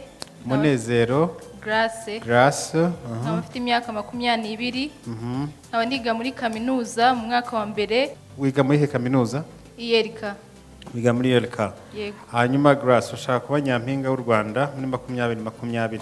Yego. Ni iyihe mpamvu wumva izatuma uba nyampinga w'u Rwanda muri 2020? First of all, I want to make sure if I see like other countries which speaks language, English language as a second language, they can speak, like if you go in China, you cannot fail to talk with the population in English, but sometimes foreigners comes in Rwanda and they cannot be able to communicate with the community in Rwanda. So what I will do, I will help all the communities to make sure they can be able to speak in English. Icyambere reka ngushimire ko wahisemo igitekerezo cyiza. Icyakabiri reka ngushimire ko byibura unavuga icyo cyongereza. Anyway. Yes or no? Sinzi hari ikintu cyiza ufite ariko anyway. Reka nguhe yes for now. Rakoze? Umurerwa Evelyn. Nanjye ndamuha yes. Thank you. Umutesi Jolly. Leaving all other factors constant, I'll give you a yes for now. Good luck. Wiriwe neza. Mwiriwe. Nitwa Evelyn ndi kumwe na Mike na Jory. Uyu munsi uri mu bahatanira ikamba rya Nyampinga w'u Rwanda 2020. N'impamvu ki? Murakoze. Impamvu ndi mu bahatanira ikamba rya Nyampinga w'u Rwanda 2020. Mu Rwanda nasanze tugifite ikibazo cy'uko dushyira imbere imyenda yo mu bindi bihugu kurusha uko twagashyize imbere yacu. Ibi byose rero uzabigeraho biciye mu zihe nzira. Hari gahunda yo guhesha agaciro ibikorerwa mu Rwanda. Leta y'u Rwanda yatangiye ndetse abanyarwanda benshi barabyitabiriye. Kugira ngo hafi ya twese hano kugira ngo uzazunguruke muri iyi sare uburemo abantu nka 80% bambaye made in Rwanda biragoye. Wowe uzabigenza ute? Nakahe karusho uzashyiramo? Igihe cyose nzaba ndi Miss Rwanda nta wundi mwenda nzigera nambara. Usibye made in Rwanda dore n'ubu nabitangiye. Icyo gihe nzaba nambara iyo myenda nzi neza yuko niba nyambaye namwe mukayambara nk'abantu muzwi mu gihugu bizafasha umunyarwanda kubona ko made in Rwanda iri mu myenda myiza kurenza uko twakwambariye mu bindi bihugu. Murakoze. guteza imbere made in Rwanda ari uwuhe musanzu byatanga ku iterambere ry'igihugu? Murakoze. Ikintu cya mbere made in Rwanda yatuma twinjiza amafaranga menshi mu gihugu kurenza ayo dusohora tujya kugura ibindi hanze. Ikindi yakongera GDP y'u Rwanda. Ikindi kandi made in Rwanda yatuma abanyarwanda benshi babona akazi. Murakoze. Murakoze cyane. Murakoze. Mike Arangwa, is it a yes or a no? Mere nirengagiza ibindi byose mere ku byo asubije bwa nyuma ku kibazo yaramubajije bwa nyuma, ibindi tubyihorere kuko harimo amateka no kuba wambaye neza rwose pe ntago nabihishe. So is wambaye it a yes? neza. It's a yes. Okay, thank you. As we continue to take a look at the different contestants as they try to impress the judges while they can give out their different projects and make them the uniqueness and eloquent as they can be. So let us call upon the next contestant as we follow through. Hello. Hello. How are you? I'm fine. Watwibwira? Amazina yanjye ni Ingabire Denyse, naje mpagarara intara y'Iburasirazuba, ndangije amashuri yanjye yisumbuye muri Groupe Scolaire Saint Aloys i Rwamagana mu ishami ry'imibare, ubukungu n'ubumenyi bw'isi. Mfite imyaka 18, ndi umunyarwandakazi ukunda igihugu, nkaba naje guhatanira ikamba rya Nyampinga w'u Rwanda. Murakoze. Kuki wumva ari ukwiriye kuba Nyampinga w'u Rwanda 2020? Icyo nakora kugira ngo igihugu cyanjye gitere imbere, icya mbere ni ugukomeza gusigasira umuco nyarwanda ndetse n'indangagaciro. Icya kabiri ni ugufatanya n'urubyiruko bagenzi banjye kumenyekanisha ibikorerwa mu Rwanda dukoresheje imbuga nkoranyambaga dusanzwe dukoresha. Icya gatatu ni uguhugurira abanyarwanda by'umwihariko urubyiruko imikoreshereze myiza y'ikoranabuhanga. Murakoze. So ni iki wakora rero uramutse ugize iyo platform ukaba Nyampinga w'u Rwanda 2020? Umusanzu wawe mu guteza imbere ibikorerwa mu Rwanda waba ari uwuhe? Umusanzu wanjye nafatanya n'urubyiruko bagenzi banjye tukateza imbere ibikorerwa mu Rwanda tubimenyekanisha dukoresheje imbuga nkoranyambaga. Thank you.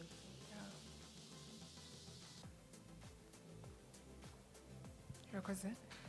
Mike Arangwa.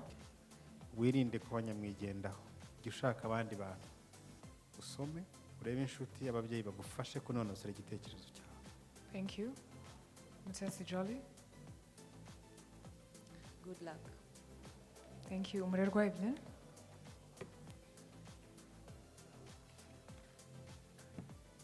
It's yes. What's your name? Rwiririza. Rwiririza, Nyinawumuntu Delice. Yego. So how did you start 2020? Very good. Are you comfortable to continue in English? Kinyarwanda. Are you sure? Yeah. Okay. Ikibazo cyanjye cya mbere mbwira amagambo make ibintu bibiri byatumye wiyandikisha kuba Nyampinga w'u Rwanda cyangwa ushaka kuba Nyampinga w'u Rwanda. Ikindi cya kabiri ndashaka kubaza ku ruhare rw'umukobwa mu guteza imbere ICT,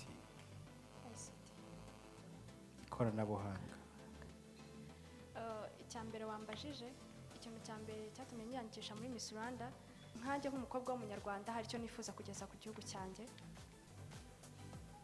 Ndashaka gukoresha Icyongereza. You can still go ahead and introduce yourself to us in English. Thank you. My name is Numukobwa Dalillah. I come from Eastern Province, Rwamagana District. I'm a student in Level 3 General Nursing from Huye Campus, University of Rwanda, and I'm coming here to contest for Miss Rwanda 2020. Thank you. So my question is, Miss Rwanda crown comes with a lot of responsibilities. So in case you are crowned Miss Rwanda, how do you plan to juggle on with the responsibilities of the crown together with your personal responsibilities, schooling and work or anything? Yeah, thank you so much. The way that we do it, as I usually do in my daily life, I respect time management a lot. Like I will use my agenda, I have Agenda 2020, I will be planning my time, prioritizing what is more important and then what is next and what is next. I will seek support from different people. I'll be working with different people, and I guess through time management, I can be able to handle all the responsibilities, personal and public responsibilities. So Thank what you. initiative would you like to take on as Miss Rwanda? The initiatives that I would like to take, I would like to promote the health of disabled people, especially mentally disabled people, like promoting their health, promoting their lives in general. How would you promote their lives? And what is the major problem that is affecting them apparently? Yeah, the way that I will promote their lives is like for disabled people and mentally disabled people, I will have beautiful homes built for them, because I believe where you live can have an effect upon you, especially mentally. And those beautiful homes, especially to occupy those mentally disabled people and other disabled people in general. And then I will have different activities organized for them, for like sports, like I may organize some shows for them, yeah. And so where do you get the finances to build the beautiful homes you're talking about? Yeah, I can try to work with different people, try to seek support where I need it. Using the Miss Rwanda platform? Yeah. Thank you. Okay, thank you so much. Yeah. Thank you. Murerwa Evelyn. I give you yes. Ariko ibintu byo kureba ku ruhande ndabona urareba byemba ukareba abantu rwose utaha uzabikosora. Good luck. Yakoze Umutesi Jolly. I'm really impressed by your thoughts. Yeah. Good luck. Thank you. Wiriwe neza? Mwiriwe neza. Ni amakuru yawe? Ni meza. Nitwa Evelyn. Wowe ngiye kuganiriza witwa nde? Nitwa Ineza Denyse. Bernice rero uri hano murahatana mu irushanwa rizava muzahagararira u Rwanda nka nyampinga wa 2020. Yego. Ni impamvu ki wumvishije ko byanze bikunze uyu mwaka wahatanira ikamba? Murakoze. Impamvu yatumye numva ko nanjye nahatanira ikamba rya nyampinga w'u Rwanda ni uko icya mbere ndi umunyarwandakazi, icya kabiri ibisabwa byose ndabyujuje. Icyo cyizere se kirava hehe Bernice? Icyo cyizere ni uko nanjye numva nshoboye. Uzakora iki nuramuka ugize amahirwe yo gutorwa nka nyampinga w'u Rwanda? Ndi kumva nzabinyuza cyane mu mushinga nateguye, ni uwo kwagura ikoranabuhanga, ariwo nise mu kindi kirimi cy'icyongereza Digitalize Rwanda. Hazabanza guhugura urubyiruko, ako abakoranabushake abona kwita aba volunteers. Ndagira ngo umbwire umwihariko wawe. Navuga ko ari undi mwihariko kuko umunyagihugu wo hasi azabasha nawo gukoresha ikoranabuhanga. Hafunguwe iyo website. Uyu mushinga wawe uzaza uje gukemura ikihe kibazo? Umushinga wanjye no kugira ngo n'umunyagihugu wo hasi nawe abashe gukoresha iryo koranabuhanga kugira ngo amenyekanishe ibikorwa byiwe nawe abashe kwiteza imbere. Ndaguhano uyu munsi ndaguhano. Thank you. We're still remaining with 2 more contestants, but before we do that, we would like to keep thanking our sponsors such as MTN, such as Africa Improved Foods. So let us call upon the next contestant. Murakoze. Amazina ni Diane Ingabire, Momoka, mu ntara y'Iburasirazuba, akarere ka Nyagatare, umurenge wa Matimba. Murakoze. Uramutse ugize amahirwe yo kuba nyampinga w'u Rwanda 2020, ni ibihe bintu bitatu uramutse uhuye n'umuntu utazi intara y'Iburasirazuba wamubwira? Namubwira ko dufite Akagera National Park, akaza kukareba. Turimo turubaka ikibuga cy'indege i Bugesera, akaza akahareba n'ibindi byinshi. Murakoze. Murakoze nawe. Proje yawe ni iyi? Murakoze. Proje yanjye mbaye nyampinga w'u Rwanda, nashishikariza urubyiruko kutishora mu biyobyabwenge. Ikindi kimwe nakoresha ni ukugenda nkareba abagizweho n'izo ngaruka bakabireka, nkaza nkabazana bagatanga ubwo buhamya. Murakoze. Umutesi Jolly. Is this a yes or no?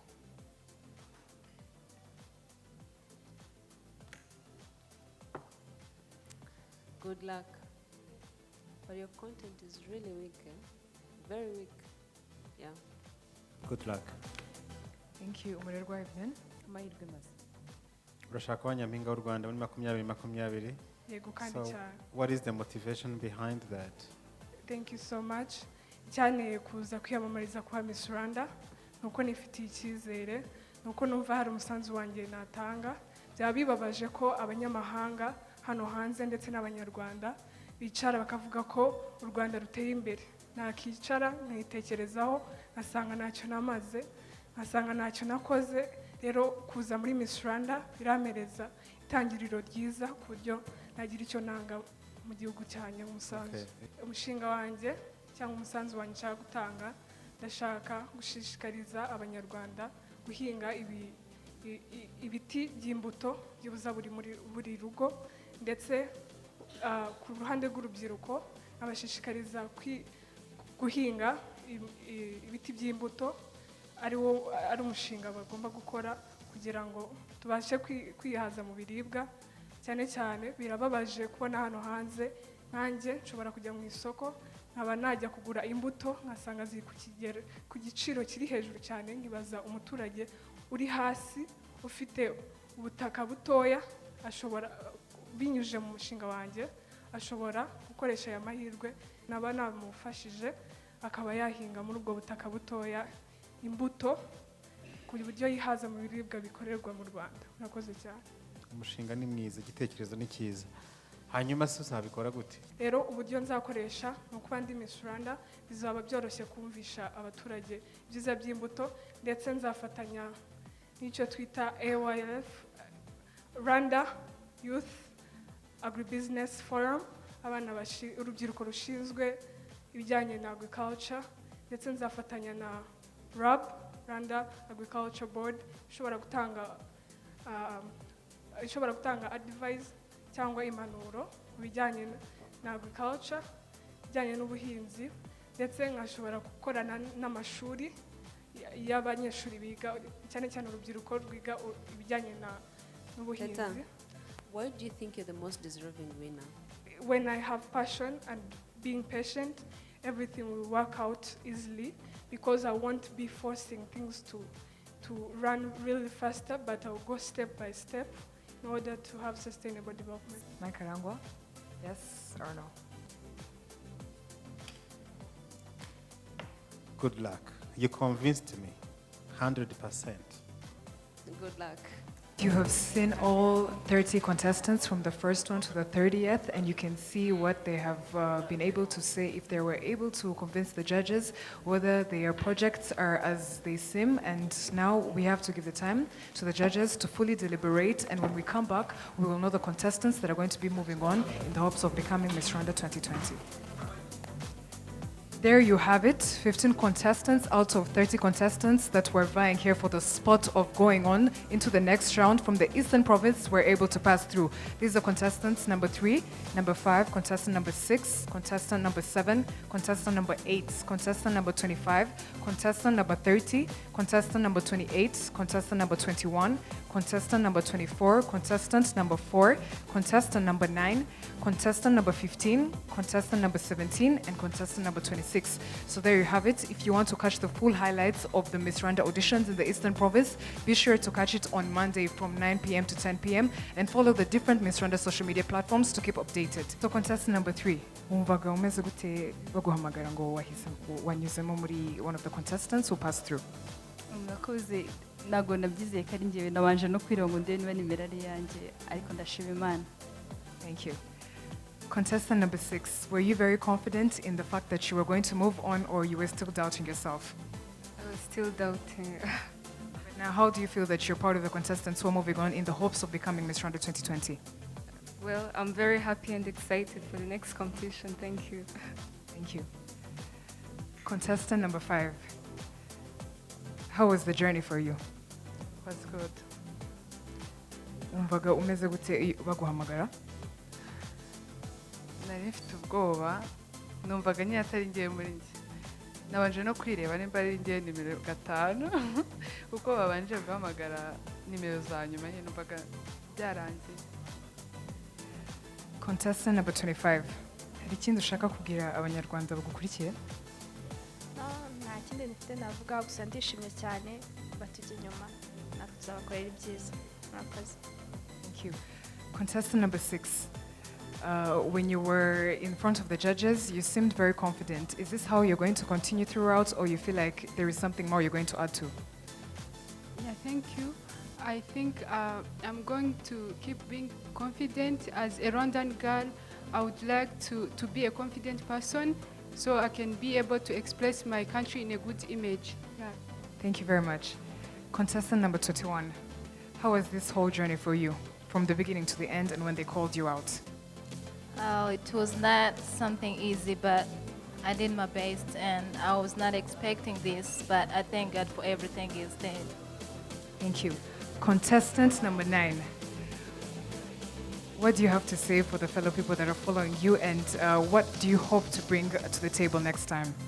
Okay, thank you. What I can tell them is that I'm ready to serve Rwanda, and hopefully if I get the crown, I'll do my best. Thank you.